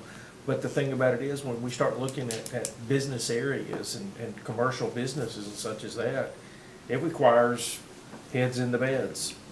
And they're not out there and probably not going to be out there. I mean, yes, there will be some areas that probably end up being residential and such as that, but I think what you're describing that you would like to have there would require major subdivisions in order to, you know, to support it. And I get that, and we probably said the same thing at Amble Road, and think of what's going up there now. Well, I mean, And it's long, it took a long time. It took a long time to get there. I agree with both of you are saying. My thought process in this whole thing was we already have 2 rock quarries out there that are industrial. We worked with the Hollingshead guys on their commercial property or their corporate headquarters, and his plan for that whole side was always an office park. At one time, you know, Middle Tennessee Electric, different companies like that. That's the next item on our agenda, which is I-3. And then this, so to me, I looked at it from, if not here, then where? And there is nowhere else in Smyrna that this fits. This fits there because we already have started that industrial gateway kind of thing out there. Pretty much from 840 to Hickory Grove is going to be an office park. There's nothing, you know, Mike and the Hollingshead group may do something different, but that's their plan. And this is almost directly across the street from it. So that was my thought process for this whole thing was, we always talk about land use and it fitting an area. If it wasn't here, I don't know where else this would go. Like I said, I know that group will build a nice product. There's no doubt it'll be a nice product. No doubt. Kevin, y'all had quite a bit of discussion at planning regarding commercial and how commercial could work in this, on this property. Can you talk a little bit about that? Well, it's about, most of this area, that area that's shown in green is roughly, it's about 275 feet deep. So, it's not set up for the larger scale commercial that Mr. Short was talking about, certainly. It's more of the hotels, the restaurants, and those kind of things. To do more of that, you would have to extend the commercial. Can you give us an idea of just something in town that's about 275 feet deep? It's basically, an acre is like 240, right? So it's, 240 square is an acre basically, so 275 would be. Most of your commercial out parcels along, say, Sam Ridley, are the 200 to 250 feet deep, so maybe a little deeper than those. That's what most of them are. Obviously, they vary some, but that's what most of them are. Yeah, so even though it looks kind of narrow on this map, it's not really that narrow as far as a strip along 840, along Jefferson Pike. I mean, it's roughly a parcel deep. Maybe you might get some of that area, like on that first intersection there. Oops. In the corner of my house, that's 350. Right there, that's deeper. First corner of the house is What is that red line right there? I think that's another one of those streams potentially, I think. Is it He's really? obsessed with the lines tonight. I'm not 100% sure on that No, well, one. where I'm going with that is, I mean, you know, do we need a access road up and down there Well, too? that was gonna be one of my That was questions. one of the things we discussed, and Yeah. that's when I think That Jeff one- mentioned this wasn't a final plat. You know, they hadn't decided all of that yet, because if you notice in your packet, when they extended the commercial, they just literally laid it over the top of the building. The corner of the building is still under the green, so they didn't rework the positions Yeah, of the building. and that the was roads something to we meet added, that. we revised the map. Yeah. That we don't have a revised Well, it's plan back to yet. the point, this is an annexation That's right. request, not a site plan, so. But, you know, and I hear Jerry's concern too. We thought through this just as much as he's thought through what he spoke about. But one of the things, and HG brings up a really good point, the heads and the beds for the commercial is a must. I mean, Alta Depot Apartments isn't something we all wanted to do. But we knew that we had to do something in town to support our downtown area. That was really the drive behind some of that permission. But I think out here, if you want to go to a different direction and pull more commercial, you're gonna have to have more demographics. That starts at, you're talking about Veterans Parkway. There's a lot of apartments being built right there. So that's a concern I have. We've all kind of said, apartments are everywhere, we've had enough of those as much as we see them. They were properly zoned. They were already in a place where they had the zoning for it. This would have to be changed or brought in as a request to do an R6 product or whatever. And I just, I feel a little bit opposite about that. I'd really rather have the low impact than the high impact when it comes to creating all the heads and the beds and the interchanges and stuff with traffic studies and all that kind of stuff. Yes, this will have some traffic, but it won't be apartment type of traffic.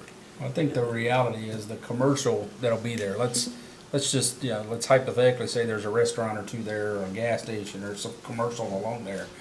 It's gonna be mostly commuters coming into town or going out, or folks coming off of 840 who are just passing through. That's right. It's not really, not a lot of folks from inside of Smyrna are gonna drive out there unless there's some favorite restaurant that they restaurant, really want. So what's the impact of the other annexation that we're looking at, and the PRD that's already over there for the Holland set, where we're talking about Across it's the gonna be street. it's gonna be office space. And so if there's gonna be a lot of office space, then wouldn't this commercial have a better chance of sustaining? Sure, during the itself? day, yeah, not evenings, right? Yeah. You've seen towns where 5 PM, there's nobody there because everybody goes home. I think that would be more what this would be, is there would be office workers, so if there's a deli or restaurants or, lunch type places, they'll be busy during the day because they'll help support it. But they're gonna leave at 4:30, 5 o'clock, and those restaurants are gonna be looking for just that passerby traffic. Look at our airport and look at Frankie and some of those out there. When they're shut down, There's nothing there. it's just dark. The other thing I think we've heard from the chamber is we need more industrial space. And I think this gives us that opportunity. Jerry, in no way do I think you're wrong in what you're saying, but I think this kind of gives a little bit of the best of both worlds with commercial on the front and the industrial behind it. And let's be honest, it's not the industrial like we've been used to seeing. It's gonna be that high end with hopefully some high-paying jobs Well, I that come mean, into it. Hunter Fans is a perfect example. That's an industrial building in Smyrna, and it's a headquarters for Hunter, and it's a big portion of it is office space.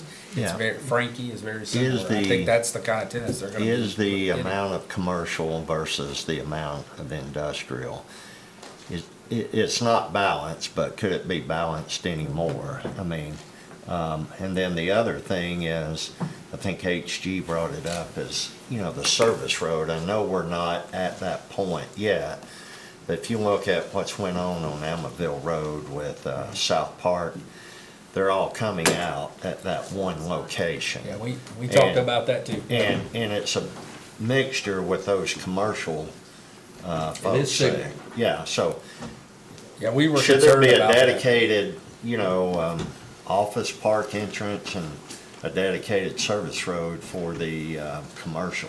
Yeah, that was when we talked about the cuts on Jefferson Right. Pike. We were 'Cause concerned everybody's that gonna be there was only one requesting red those light at the cuts. signal, and it's basically the same thing in Alamo Road. Yeah. And so that was one of the conversations we You know, discussed. is there more, We'll have to make sure and can plan it that be we're addressing that. balanced more, just I don't know. I could be more comfortable with that. Yeah. It's a little more of a mixture. More.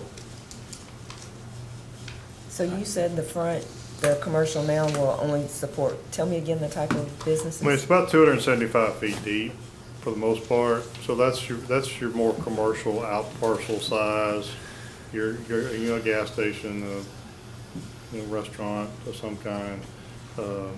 It's not gonna support a large scale shopping center with a grocery store in it or anything like that. It's not large enough for that. Not I'd deep like to enough ask for that. him what we're missing here. As far as the commercial aspect of it, looking at a frontage road or whatever. I mean, you do these things all the time. That's right. I think Kevin, and we're not afraid of traffic signals. We already got the one there at Hickory Grove. Candidly, if the traffic study says put them in the other two spots, we would gladly do it. We think that flows a lot better. We're happy to pay for them. So I think from a traffic flow perspective, we obviously don't have the traffic study. Night, between now and second reading, would you all be willing to, one, work with parks and talk a little bit about that, but also look at maybe bringing in some more commercial so that so that everybody can get comfortable with this project? Absolutely. We're happy to Okay. work with staff This between is now and the second first reading. reading. Right, So we'd have right. a chance to see it again. And then maybe you could bring in a whole new layout. Absolutely, yeah. Okay. We're working on that, planning commission was just the other night, and by cutting off that tip there, we lost 80,000 square feet. We spent the weekend trying to figure out how to redo these buildings, so that's a work in process, and we should be able to nail that down. And maybe, especially Jerry and Jerome, you could have some conversation, and other council members that want to. Obviously, we cannot meet as a group with you, but individually, everybody can meet. We would welcome your impact, your input individually, absolutely. And I'll support that on first reading. Thank you. As long as you guys go back and look at it, and then we'll see what's that on second reading. Absolutely, that's totally fair. Thank you. Okay. Other comments or questions? As an existing abandoned right-of-way from Hickory Grove Road eastward approximately 674 linear feet. Kevin, could you make that any longer? Well, I had to pass along what was given to me. Yeah, this is a request, it's obviously multiple parcels, totaling, only about 70 acres. Our own Hickory Grove Road as well as Jefferson Pike. Land use plan for the portion of this request along Jefferson Pike is the 840 Gateway character area, similar to what the request we just looked at, which would support hospitality, retail, restaurant, high-density residential, and industrial warehousing uses. That's along Jefferson Pike. Includes all of the cornerstone at Smyrna PUD, which is the area that's already been annexed, as well as a couple of tracts that have been requested for annexation. The area north of this designation would support mixed industrial development east of Hickory Grove Road and low-density residential west of Hickory Grove Road. Again, the town would be providing all services to this area upon annexation. The request is for two parcels totaling approximately 3.48 acres to be zoned C2, and the remaining 7 parcels, which total approximately 66.58 acres, to be zoned I3. If this annexation is approved, as requested, staff did recommend, and the Planning Commission concurred, that the existing right-of-way of Hickory Grove Road from the current town limits extending northward approximately 1.1 miles to the easternmost property line of parcel 9, which should be annexed. In addition, there's an approximately 674 feet long by 50 foot wide strip of land which extends eastward from Hickory Grove Road immediately north of parcel 42. It appears to be an older annexation. It currently appears to be utilized as access to the SRM quarry. The Planning Commission did review this request, did recommend approval unanimously. Staff would also recommend approval. Just for clarification, I'll go to the next map. This is the annexation map. The areas, the parcels are kind of in an orange color on that map are the heavy industrial I3 zoning requests. And then the two parcels on the south side, one kind of bordering along 840 and then one there. Those are the two tracks that have been requested to be zoned C2. That's all I got. I know y'all had quite a bit of discussion about this in planning. Steve or Mark, anything you want to add? I guess that's a no.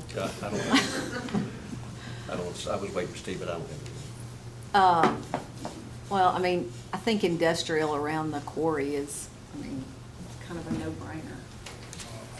I can't imagine anybody would want to live out there. This, HD, to your point, this is kind of one of those little triangles that was owned by somebody else that's now being sucked into the PUD. What's the ramifications of having the commercial, there's two commercial blocks right in the middle of the PUD, or not in the middle of the PUD, yeah, there you go, Gavin. Yeah. There, and then down there too. Is that one even accessible from?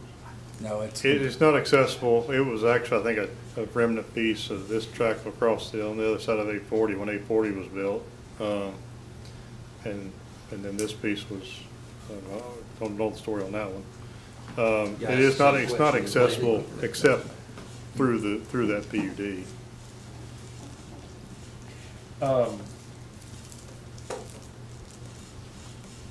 Okay, the fire hall is there in C2 highway service, correct? That's correct. And then the commercial building on the corner there is not even in the city, is it? The commercial building on the corner on the west of Hickory Grove Road is not in the city, that's correct. That's been there forever. That's that little building, like garage. It used to have a name, Jerry. What was it called? I'm sorry, which one? That little building there. in the corner. Oh, I don't know. I know that there was a transmission place in there for a while. Oh, there's been, It's yeah, been- 50 different businesses, but it had a slang name. I can't remember what it was. Okay, another question is, up in the middle of the industrial area, the little blue box up there, that one above. Again, that's a parcel of land that has not been requested to be annexed. Some of that we talked about the other night, access to the quarry. A lot of that's access to the quarry. Access to the what? The Quarry. Oh, okay. Yeah, the parcel, the area, there, that parcel, the orange parcel, there's that yellow strip above that, that's the access to the quarry there. Is that the one that mentioned with the right of way? That's correct, yeah, it doesn't show up, there's no name on it or anything, so I don't know what the history is on that.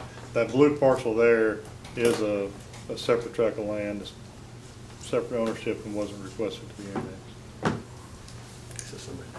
So, Kevin, you think this just going to be an extension of the quarry operations?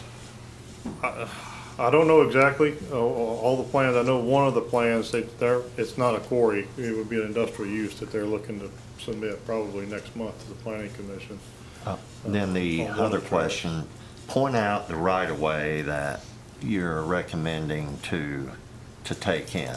Yeah, it would be the area that's highlighted in yellow, currently.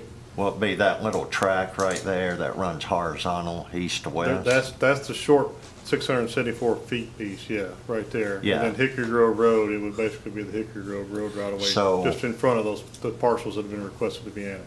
And then there's a portion up going further north. Yeah, that's yes, correct, yes, That runs, where it curves to the yeah. east, yeah. So if we take that right-of-way in, is it a old county right-of-way that's probably 25 feet or 40 feet? I don't know exactly the width of it, it is just an old county right-of-way. And then are we going to upgrade the roadways to handle all the industrial traffic? That's something we will be looking, once it develops, that would be done by, I think we would be looking at the developer based on a traffic study, widening that. Part of the quarry improvements, they were, would be Yeah. doing some of Because those improvements. to There's going to be a existing- lot of use on that road. Right. Yeah.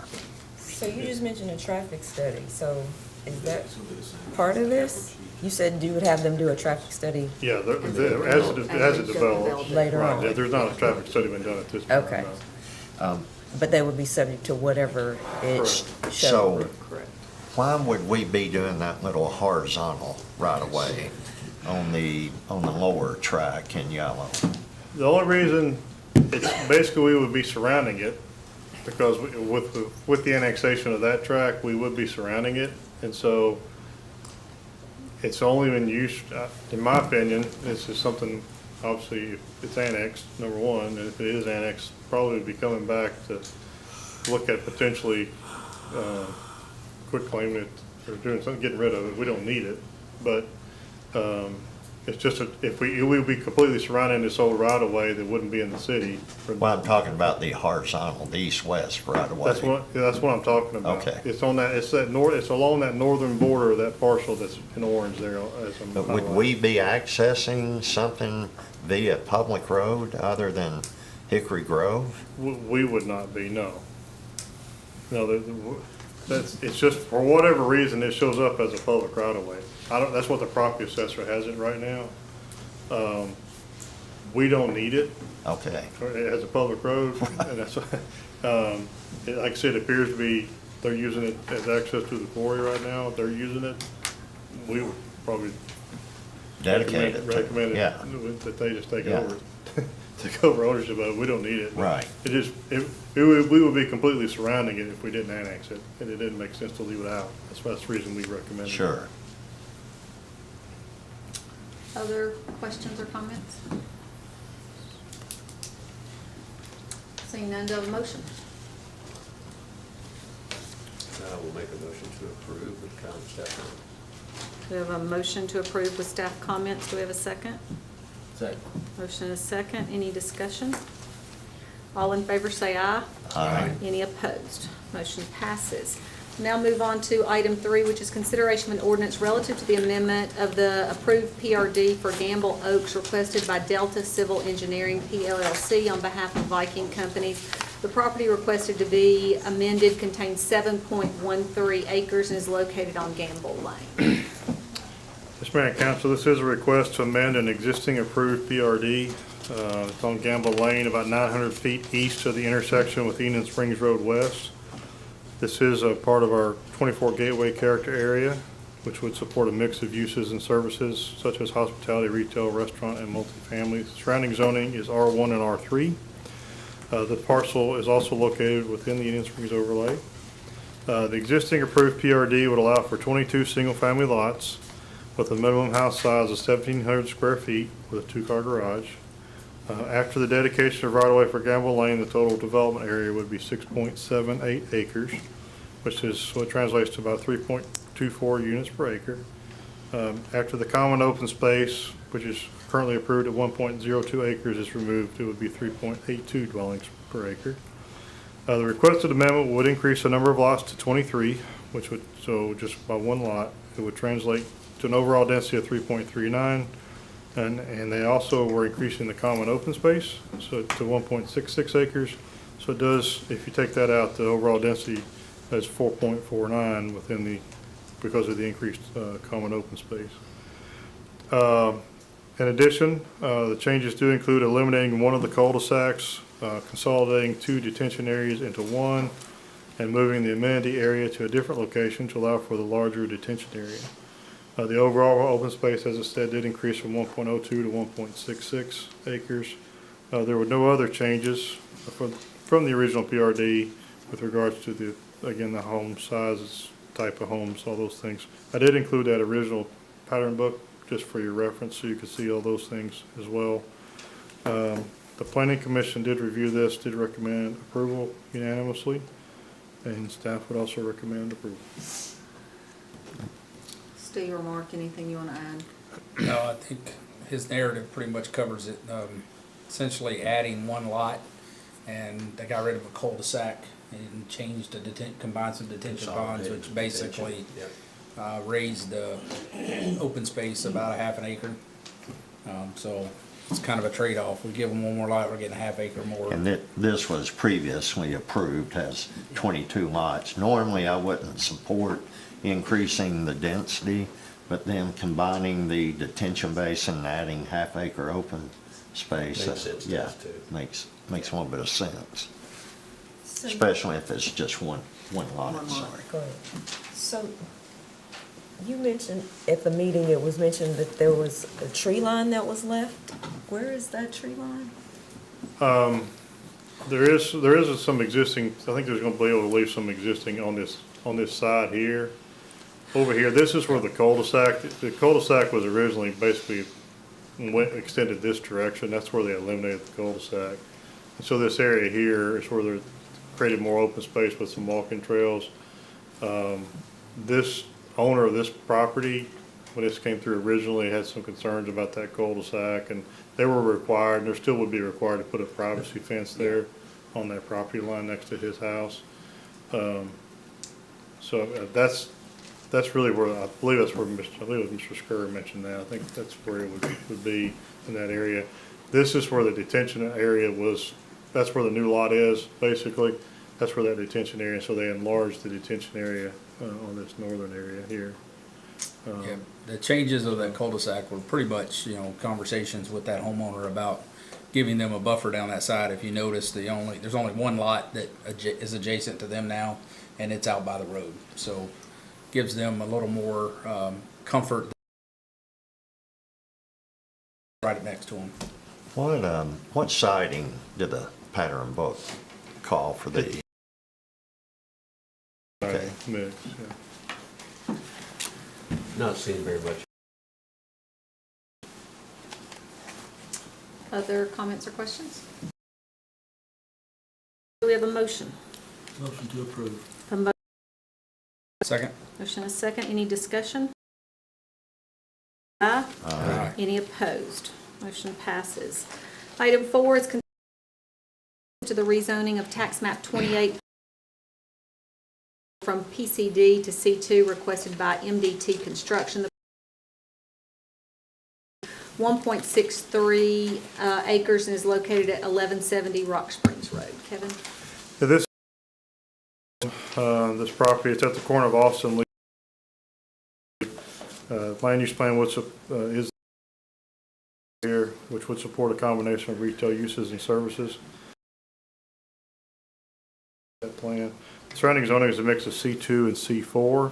This property was rezoned from C2 to PCD in May of 2023 to allow for an automobile rental business. So with a detached car wash for use by the business only. A site plan was submitted and approved by the Planning Commission for a retail center consistent with C2 zoning pending approval of this rezoning by the council. The Planning Commission did review this request, did recommend approval unanimously. Staff would also recommend approval. So That was where the Corner over there, or Rock the Street, rental. behind Home Depot. yeah, it was Enterprise, I It think. was Enterprise, yeah. They were And going we to- went back and forth quite a bit on that one, so. So this was originally C2, went to PCD to be the rental car / car wash, and now they're just asking to go back to C2, so. Because they ended up staying on Lowry. Yeah, we kind of felt like this was, C2 here was kind of an upgrade versus a car wash and a rental car And facility. that whole corner, I'm not sure how, that whole corner, Home Depot gets final say. It's called the Home Depot subdivision. Right. And I don't know if Home Depot was favorable either towards what was, so they Originally. may have run into some walls there too, so. How will they access that property? They're gonna access, there is one access shown off of Rock Springs Road. This was on the site plan that was approved. Kind of on, Yeah. on Through this the end. fireworks tent.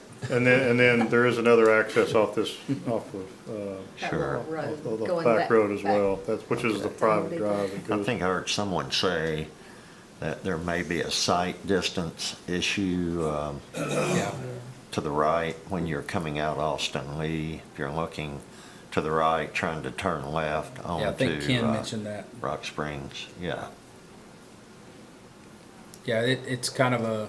That's tough right there, A negative coming out of there. turn with a little bit of a rise, so it was something that he wanted us to be cognizant of. So when they come back for site plan, we'll have to have that, make sure that's considered.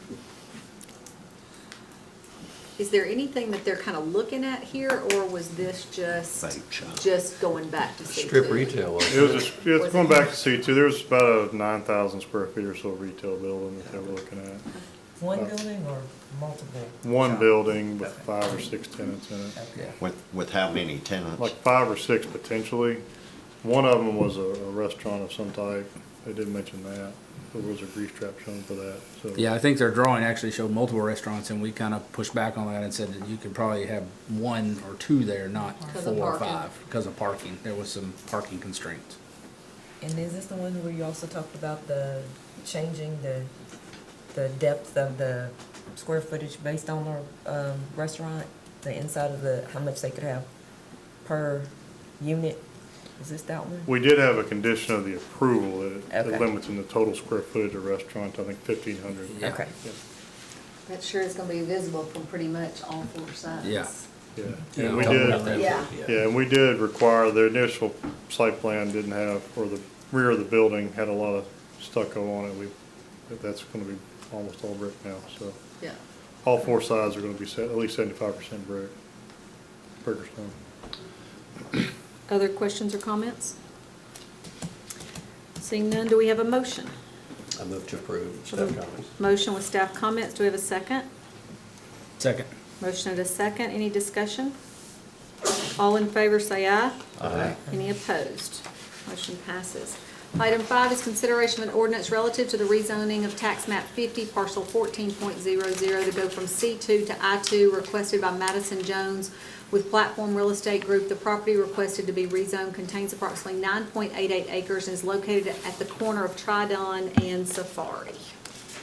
This is a request for some property. It is at the northwest corner of Tridon Drive and Safari Drive, which this is also in our 24 Gateway character area, supporting a mix of uses and services such as hospitality, retail, restaurant, and multifamily. Surrounding zoning is a mix of C2, I1, and I2 in town, and IN or institutional in Rutherford County. The Planning Commission did review this, did recommend approval unanimously. Staff would also recommend approval. Remind me, y'all had some discussion about the visibility and with the building, didn't you, during the planning commission? We did talk a little bit about that. This is just, again, just a concept plan. This Right. is just an industrial zoning, but this was their concept plan. The area here, because of the creek, is so heavily wooded here that there was some talk that there probably limited visibility. Certainly, it's not gonna be completely hidden. Certainly not from Tridon, as you come in Tridon, but from Lee Victory, it's gonna be a little bit more difficult to see. Probably more visible from I-24 than it would be Lee Victory. HG wants to know what's that blue line? I think he's obsessed with your little magnifier, and he just wants you to keep using that. Yeah, I do have a couple. Show us where's the church out there? It's to the north. Yeah, the It's church. not on this Or to the this- east, northeast. This is, the church is currently trying to get built up in here, on this track here. This is that's out of our, not in the town. And then you have there is an existing church a little further north that accesses through this part, At the red light. by the red light, past the, if I can move my, here we go. Past the red light and going up to, and he also comes out to Lee Victory as well there. That You're church talking about does. the old Baptist safari campground. Well, I mean, I know that the church bought a whole lot of property out there, correct? About- And they've been it's like selling some of four- it off, but are they not still planning on building the church out there? There has been talk, there has been discussion. We have had some discussion with somebody But looking they're to not in the purchase. city though, right? They're not in the city. That is correct. They do not want to be in the city. They do not request annexation. So, they are working through that. It seems to be taking a while for them to build their church for whatever reason. But there is some discussion. We've had some preliminary discussions with folks about potentially annexing a portion of their tract as well for industrial development. We've had no request of any kind. But we've had some thoughts. The property to the southwest, is that what came before us not too long ago? Yeah. That's correct. On the other side of Tridon, there was a tract that was the forklift service and repair business. Yeah, that was, we discussed that in planning, that there's that piece had come before us, and we kind of redone it into industrial. The one right across from this is an I product, so this kind of fit in that area. And then we also talked about commercial here being so far kind of multiple layers off the interstate, the accessibility of it would be pretty complicated. Well, my thoughts on it are, I think it's more suitable for commercial just because of getting off the interstate and accessing that area. People's gonna get gas there. Well, they wanna go to a restaurant or something else while they're getting gas. And that's kind of where I'm at with it. I think it fits commercial, which we have it zoned now, more than industrial. Okay, other comments? Where was Pep Boys? It was over front They were Parkway. looking at. That was on Lee Victor It was on the Parkway. other side of the church. Yeah, it was up on, near the access point. Yeah, it was It's not on that map. Burger King gas station. It was on the, kind of on the other side, yeah, on Lee Victor Parkway. Yeah, it was right here. Okay. How about a motion? Do I have a motion? A motion that we approve. A motion, do we have a second? I'll second it. Motion and a second. Discussion. Just my only discussion is, I feel like it is more suited for what we have at Annex now, C2, rather than industrial. Especially it being across from the gas station, close to the Burger King, and close to Hamilville Road. Well, and to Jerome's point, I don't disagree with concept, but it's been commercial for a long time, and nobody's made use of it, so. I think they see the. Maybe real estate agents got priced too high. Maybe, Yeah. but you know, everybody deserves to make a living. So the whole part of that was accessibility and interstate signs, all that kind of stuff. So we had that, some of that conversation. It's been C2 forever. And if it was gonna go C2, it's a great location, but it's just not happened, so. What is the building across from Safari? I mean, it looks like cross-docking or something. That's kind of an office warehouse building here, immediately across. I think this one is more of a conventional warehouse here on the larger one. Yes. So is it currently? It's surrounded by industrial. Pretty close, except for that gas station. Except for that gas station at Burger King. Yeah. So you also talked about it as coming in, they have a concept plan, but they don't want it to come in as a PUD. Yeah. So, and you all were talking earlier about that gives them a lot more leeway as to the type of building Well, that they can I place mean, I there. think this is still something with the visibility from the interstate. Now, we're still gonna require this to meet design review, Okay. to be the tilt panel concrete minimum type building, not just a metal building, with the visibility that's there. And then with the other buildings that are out there, even this building here, the one that's directly across the street from it, I think it is metal on parts of it, but the front of it has like a brick front to it, so, and that was approved, I think when design review may have been first approved, and that's one that's been there a long time. But since this one would be visible all around, all four sides would be subject to design review, is that correct? Whatever comes in there, whether it's that layout or something different, I would recommend to the planning commission that that it meet design review on all four sides. Okay. With the visibility, somewhat maybe from Lee Victory and certainly from Tridon and I-24, it would meet those requirements. Okay. Other questions, comments? We have a motion and a second. All in favor say aye. Aye. Any opposed? Aye. Okay. We'll move on to item B, which is consideration of an ordinance amending the Town of Smyrna Municipal Code Title 9, Businesses, Peddlers, Solicitors, and the like, specifically Chapter 1, Peddlers, relative to transient vendor permits, and the addition of Chapter 6, relative to door-to-door solicitors. Jeff? That would be me. Jeff, are you awake over there? Well, I was taking a little nap.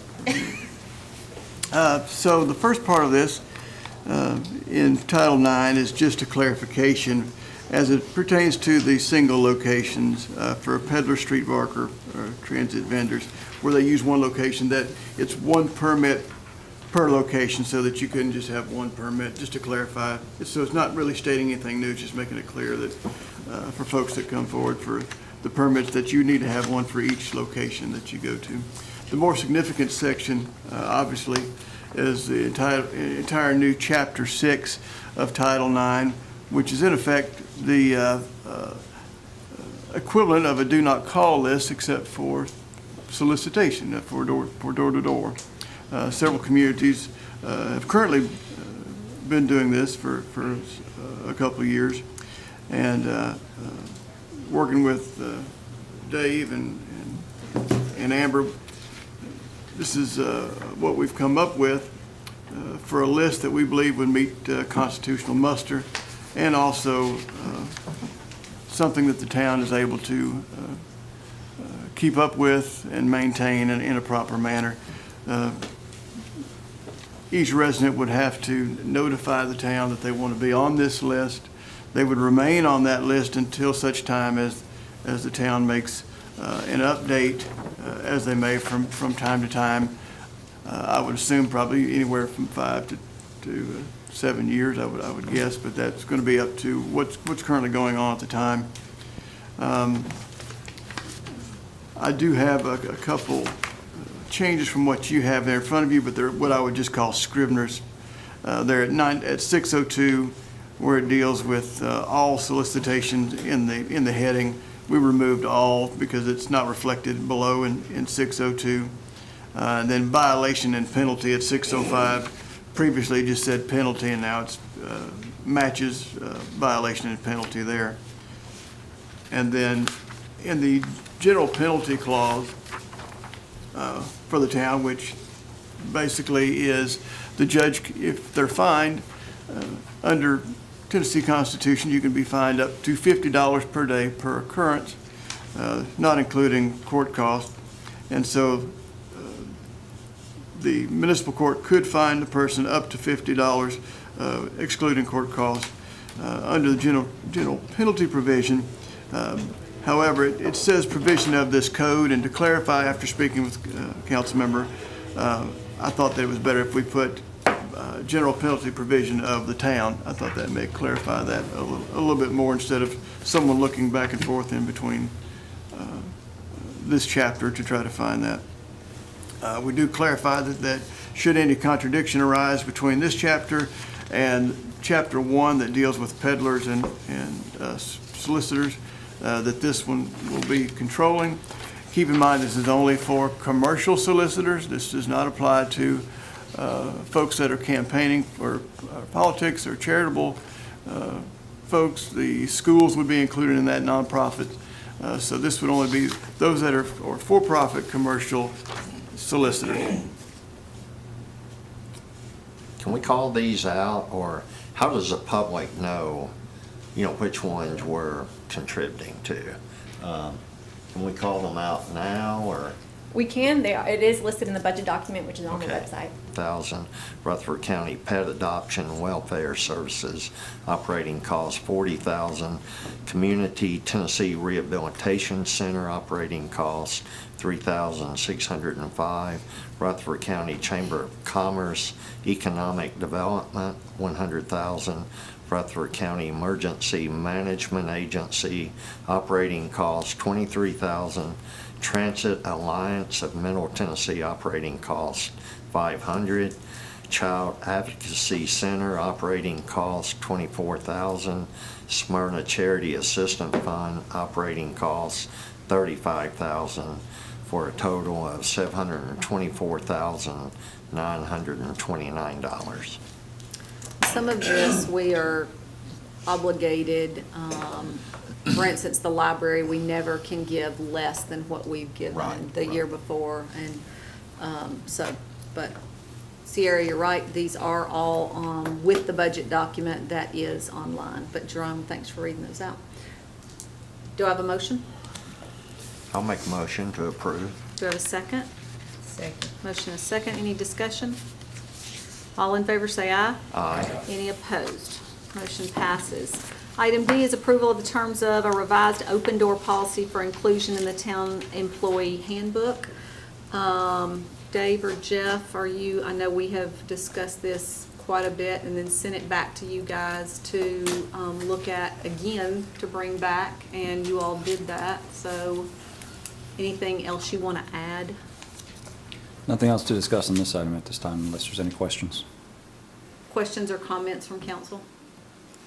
I think the latest revision we made was to lay out the process if there was a complaint against town manager, town attorney, town court clerk, town judge, or a member of the council, what the process would be, and that the whole council would be informed.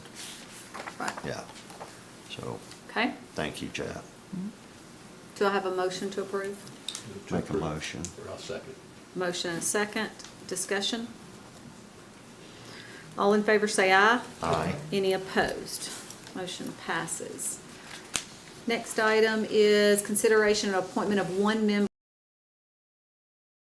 an unexpired term ending in 2028. We had a person that was serving that is spending a little more time in another state now than here, and so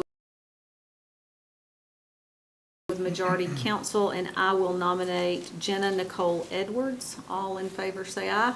Aye. Any congratulations, Jenna and Amber. Will you get with Miss Jenna and let her know? Other emergency purchases, $9,925, and one for $12,225. Emergency purchases that came about from the TDOT Bridge Inspection Program. Reviewing the reports, these are priority one that they came about, so just notify you that we will get these going. Seen it for so long. The underneath Nissan Bridge on Lowry. Yes, ma'am. You know what The I'm talking about? spalled area there. Right, we've had several calls, TDOT inspection has been out there. It is just a concrete spall where water has gotten in behind the concrete, hit the rebar, and that has rusted some, and that has just popped the concrete.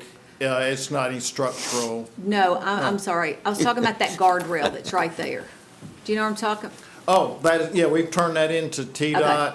Gosh, I've turned that in a couple of times, about Yeah. 6 months ago. Yeah. It That, looks like somebody hit it. Right, it's been Yeah, head hit, on. and I think I even sent, PD sent me the accident report, and I forwarded that on to TDOT. Okay. But, yeah, they have. That just made me think of it. Yeah, they so. still haven't gotten that, but that is, TDOT's Thanks for responsibility telling on me what that. was going on under that bridge. I was curious. Yeah, I've gotten that call several times, Yeah. that people have noticed, but it is just a concrete spall, so there's not any structural damage, and that's just a repair. They'll be coming. So, Moore Hill Road, where's Yes. that? That's out on Rock Springs, just across from. Living Springs subdivision. Living Springs subdivision. Okay. And is it a concrete bridge or? It's or a is it- concrete bridge, it's just a metal guardrail. Okay. Yeah, And this then is just the Spring approach Hill- guardrail. Spring Hill Drive. It's just right down the street from And it. is it metal as well? Right, it's a concrete deck, but it's the metal guardrail. Guardrail, okay. It's just the approach Sure, guardrail sure. that has been Thank you. hit at some Yep. time. Yep. Okay, thank you, sir.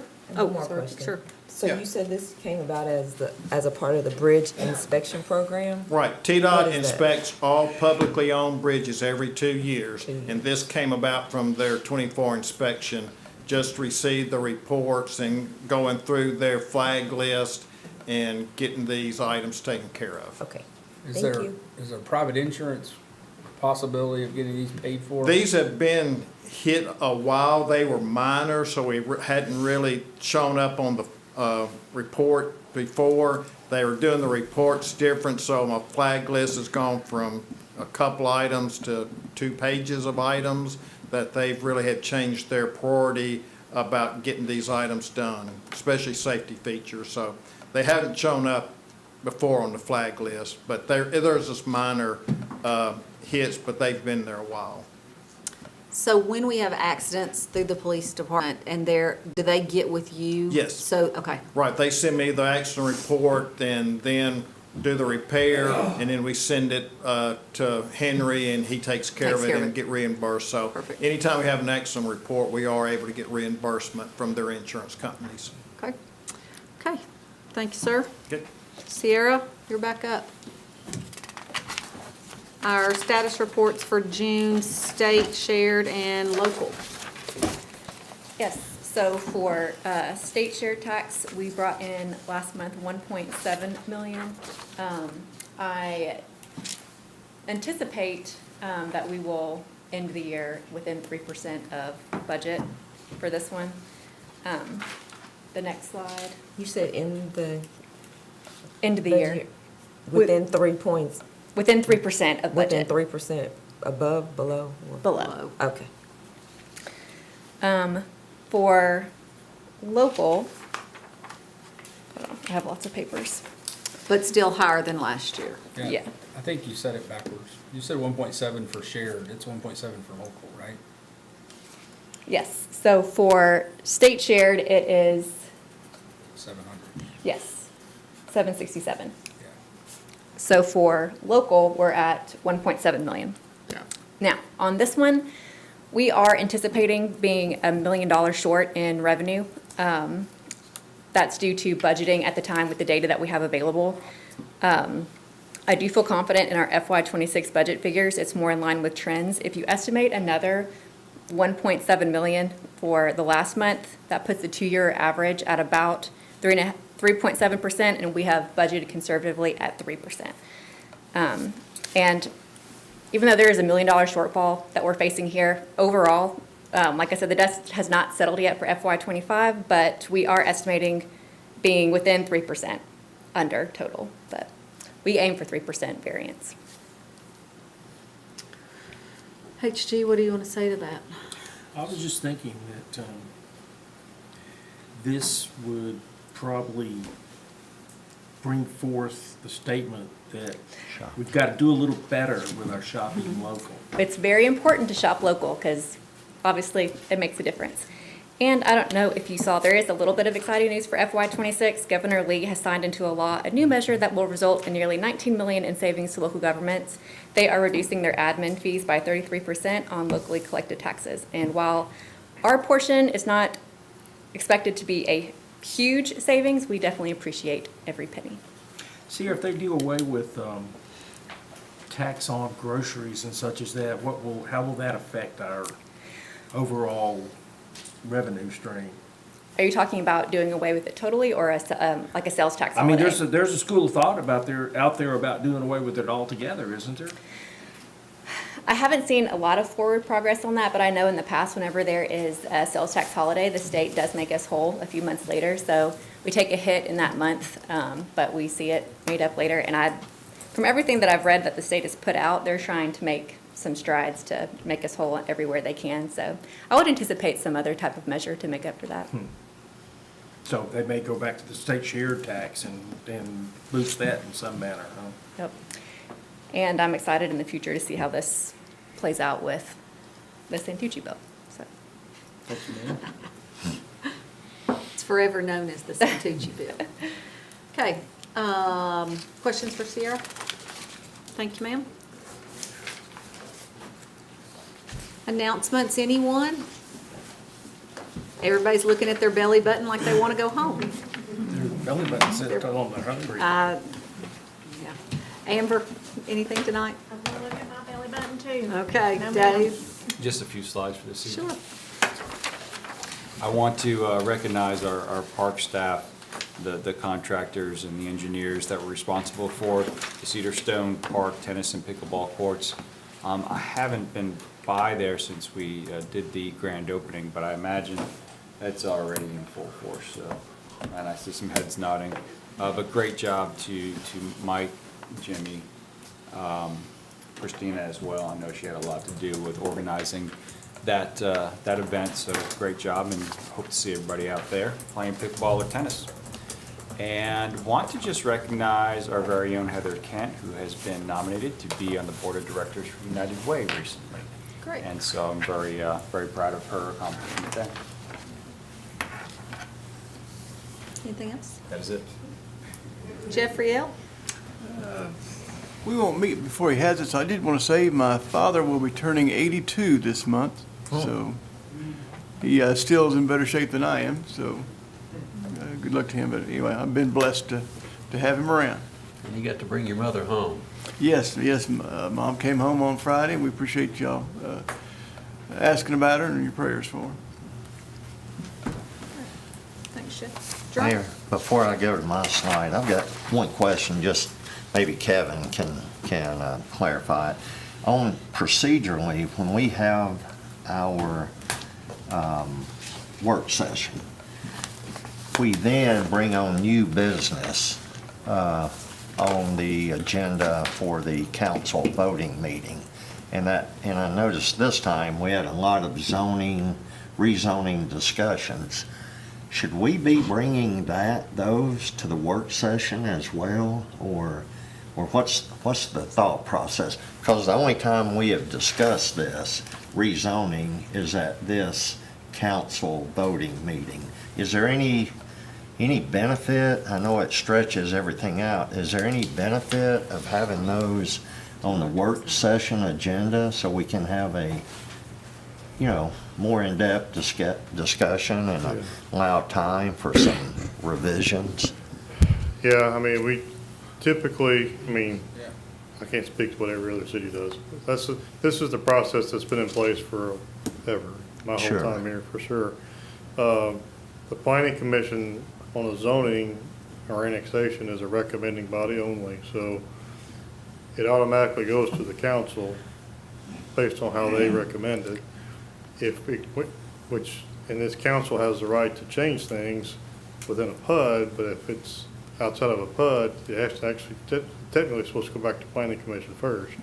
If they say, like, say tonight you had that C2 and I1, if you all decided to say, hey, we want to have it 1,000 feet deep, be zone commercial or something like that, that technically has to go back to planning commission, so that could happen. But as far as going to the workshop, we would, it would add, unless we change the meeting of the planning commission, if this didn't come to planning or to council for first reading immediately after it was heard at planning commission, it would add a month to the process, which is neither here nor there for me. That's just what it would happen, because you would have to go to, like if say a planning commission met last week, you all wouldn't hear it till the workshop on the 31st of July. First reading would be August At meeting and the- then September meeting. Yeah. So now we could move the planning commission meeting to a different day, I guess, but. And I don't know, I'm just trying to get everybody's thoughts on it. It's, this is the first time we've seen it and we're voting on it, rather than all the other items we look at the work session, discuss them, and then it comes back, during the voting meeting. Sure. Yeah, I understand what you're saying. The other thing is that, of course, you all vote on it twice, but either way. We also have a work session in between those votes. Sure, but. So even though this is the first time, you still get three Right. times to talk about it in the current But process. If just there's. after planning. But if there are significant changes, is it required to go back to planning, then back to us for the first It time? would be, yes. So everybody's comfortable with this process? I think we would delay the process. We're only meeting quarterly in these joint sessions. If we started sending Well- everything to those. Well, I think what he's saying would be your monthly council workshop. Yeah. Basically, that it would, instead of going directly to this meeting for first reading, you would go to the next the council work workshop. session. Yeah. And then go to the So next we'd council. still delay it meeting. about a month probably. Roughly a month, yeah. Yeah. For me, I'm comfortable only because we have multiple readings on it, and so we get to talk about it at the first meeting, then we get to talk about it at the workshop, and then we have second reading on it. So for me, I'm okay, but I'll defer to the rest of the Well, council. Just, I am as well, Mayor, but to his point, not that we don't have time to do this. We've spent a lot of time tonight dissecting some of these projects pretty well, and we'll get to see it again, so. But Jerome, I don't disagree, but I think it helps us, and I think pretty much every one of us do it, is watching the planning commission to hear what the discussion planning has, because I think they do a really good job of vetting it before it even That was gets what I was to gonna us. say. It's not quite fair, I guess. It's the way I'd look at it, but Mark and I get to talk about it at planning too. So for me, me and Mark, there's really not much choice. Well, change. regardless how it comes out of the planning commission with favorable or non-favorable, it's still up to this board. Yeah, it's just a to vote. recommendation. But I was just saying, are we shortchanging ourselves in the discussion opportunity to discuss it at a work session, rather than discussing and then voting on it immediately in a meeting? I think we discussed it tonight pretty Okay. well. And then we'll have a work session, and then we'll discuss it again. Right. I kind of think that's the point in planning. Yeah. If we send everything here for a work session before our first vote, we probably don't need planning commission, except for state law reasons. 'Cause that's the whole point in planning, is to vet it before it comes to council. Any other comments on that?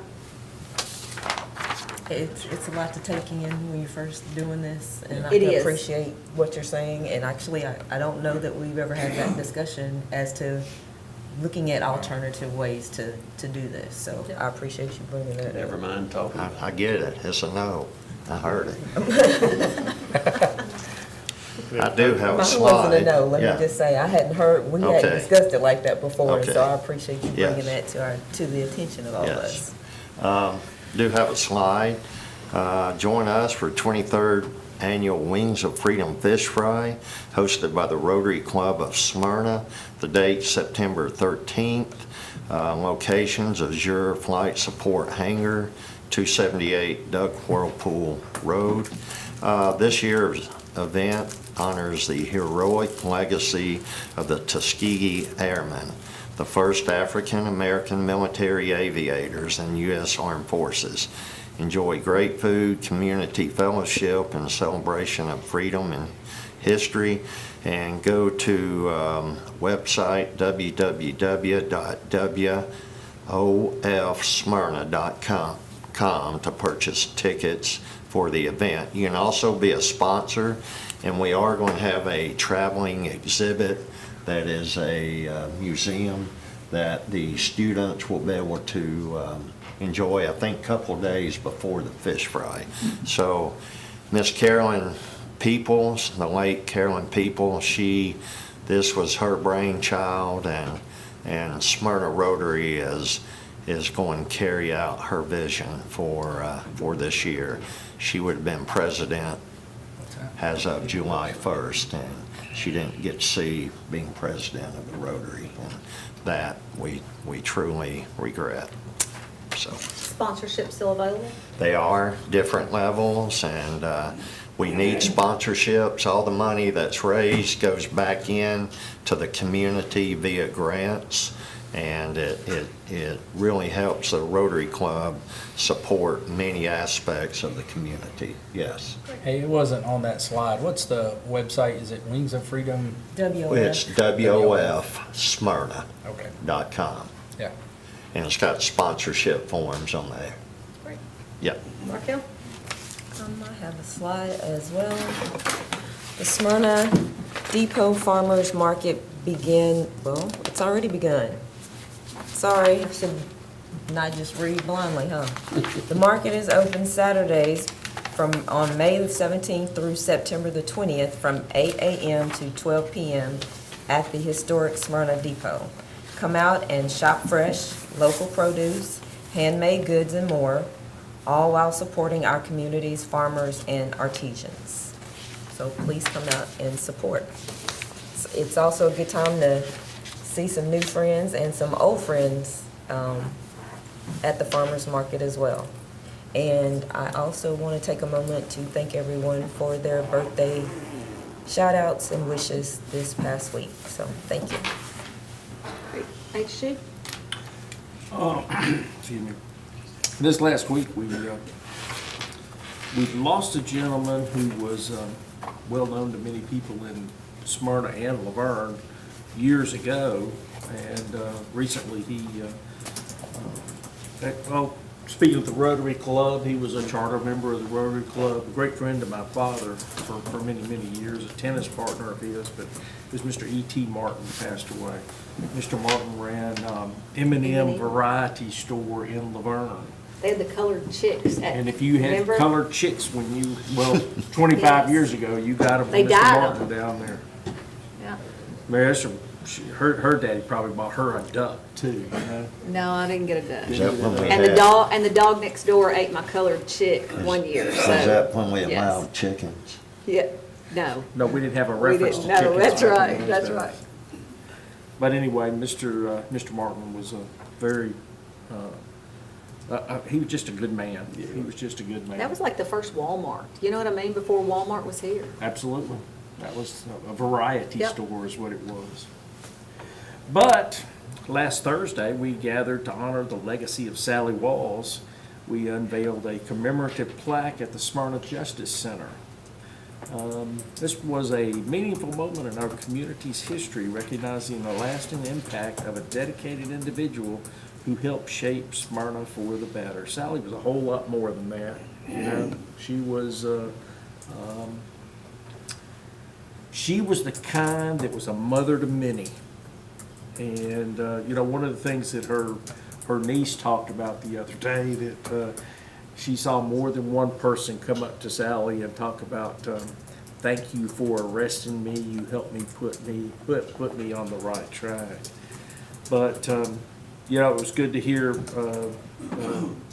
former Chief Culbertson, former Chief Kevin Arnold, and Jennifer Britton, her niece, speak, and, you know, everybody spoke from their heart about what Sally meant to them, and I wish you all could have known her. And I want to thank You did a every- good job, HG. Yeah. Thank you. So, stop by the Justice Center and see Sally's plaque. It's on one of the columns out front there. I have another slide, and it is the Love Where You Live slide. Help keep Smyrna litter-free. You know, what goes along with that also is to recycle. The convenience center has convenient recycling bins out there, and we've got to get used to doing that, because that's how we're going to avert a future problem. We've already talked about shopping local, and so Sierra, and I'm sure Rex would still appreciate it too, for us to shop local. And Mary Esther, be kind. Yes, sir. That's all I have. Oh, wait a minute, I have one more thing. Jerry says hurry up. Hi, Mom. I told my mother I'd wave at her and say Well, there hello. you go. Jerry? I think I've got a slide. Yes, we have free lunch for kids at the Linebaugh Library and the Smyrna Library. That's from on Monday through Friday at 11 a.m.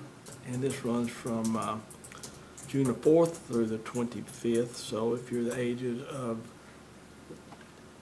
0 and 18, and you want a free lunch, feel free to go by, and it will be supplied for you. A couple of things. I know we mentioned it before, but Heather, you're still in our thoughts and prayers on the loss of your dad. And just thinking of you. The next time, or before we meet again, we will have a delegation of men and women in Japan representing the town of Smyrna through the Sister City program. I know we've talked about it before several different times, but we still want to say thank you to the town of Smyrna for helping sponsor that and having that in the budget every year to help us out. And also the people that have come out and helped us raise money. Got 21 that are going, and they are excited about that. So travel mercies for them, and I know they're going to have a great time. And then last, on Sunday, this coming Sunday, Patty and I celebrate our 40th anniversary. So happy anniversary to Patty. I saw some pictures on Facebook of your wedding. I was surprised that they weren't all in black and white. Some of them are. Some of them are. Steve, be kind. Hey, And he's sick tonight. He's on medicine. He won't remember this. I've got one slide. The 6th annual Top Gun Night Run will take place Friday, September 12th, 7:30 p.m. It says at the Lee Victory Rec Park, but we always start and end at the Cruce Memorial. So it's kind of the area. Runners and spectators alike can enjoy live music, food, and a vibrant community atmosphere. Participation is limited to 650 runners. Don't wait. Sign up today. And the website is, you can link it from the Town of Smyrna website, because the website they gave me on here is a lot of varying characters. I don't think there's one word in there except for register. So, yeah, it's a fun event. Mary Esther always poses with the cutouts. There's usually a Tom Cruise cutout along the way and a couple other folks, but it is a very fun event. And we just approved something really, really exciting that we're gonna be doing, so Okay. Cool. don't miss out. Cool. It is, for those of you that may not be familiar, it is a timed 6K, so you will be chipped and timed, and Mary Esther cheats, so the very first year, I think Never she gonna live it cheated. down. Never gonna live it down. But it Hey, you wasn't were with true. her. What are you saying over there? I don't know You, what you're talking yeah, you were with her. Steve, are you riding your new cart this I'll year? probably be riding. Last year you were. I had you a knee knee replacement last year, and I have a broken back, for those of you that don't know that. Should stop you. Yeah, I had But hey, L2 burst. whatever way, whether you're in a wagon, golf cart, whatever. Yeah, now that you long as brought you it make it up, I'm across. gonna look for you and maybe give you a push. But that's I think that's it. I don't think we have anything else. Okay, Marky Mark. I have a couple slides as well. So, Oh, speaking boy. speaking of cheating, now, the town of Smyrna is hosting its 13th annual Smyrna Golf Course Scramble on Friday, August the 15th. To my right are two of my partners in crime that don't play golf, but this one time every year. That'll be held at the Smyrna Golf Course. Sponsorship packages are available. Sign up today. All the proceeds will go to the United Way, of which our own Heather Kent will be heading up. For more information, contact Jeff Craig at jeff.craig@townofsmyrna.org.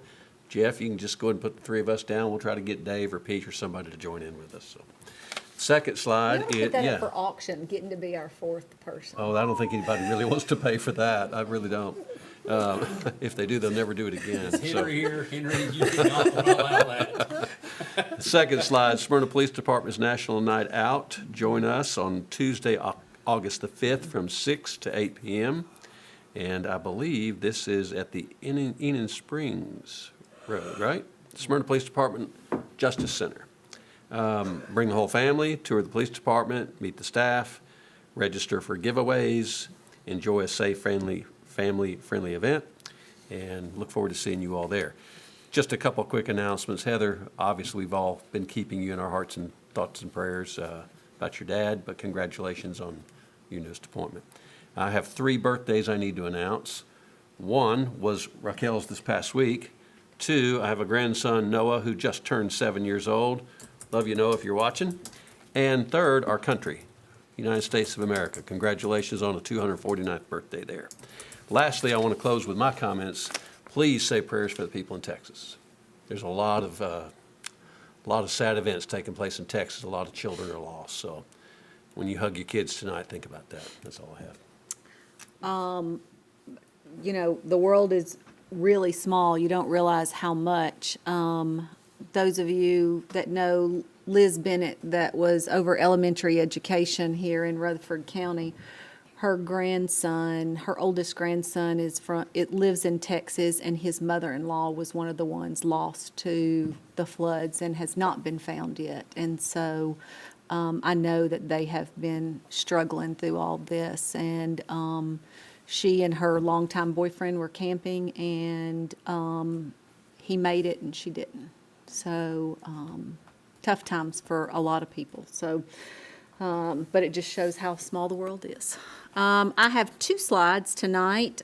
We were honored to attend the reopening of the runway at Smyrna Airport alongside County Mayor Joe Carr and Rutherford County Commissioners Anthony Johnson, Phil Wilson, Carl Boyd, and Ramel McMurray. It was a $13 million reconstruction project.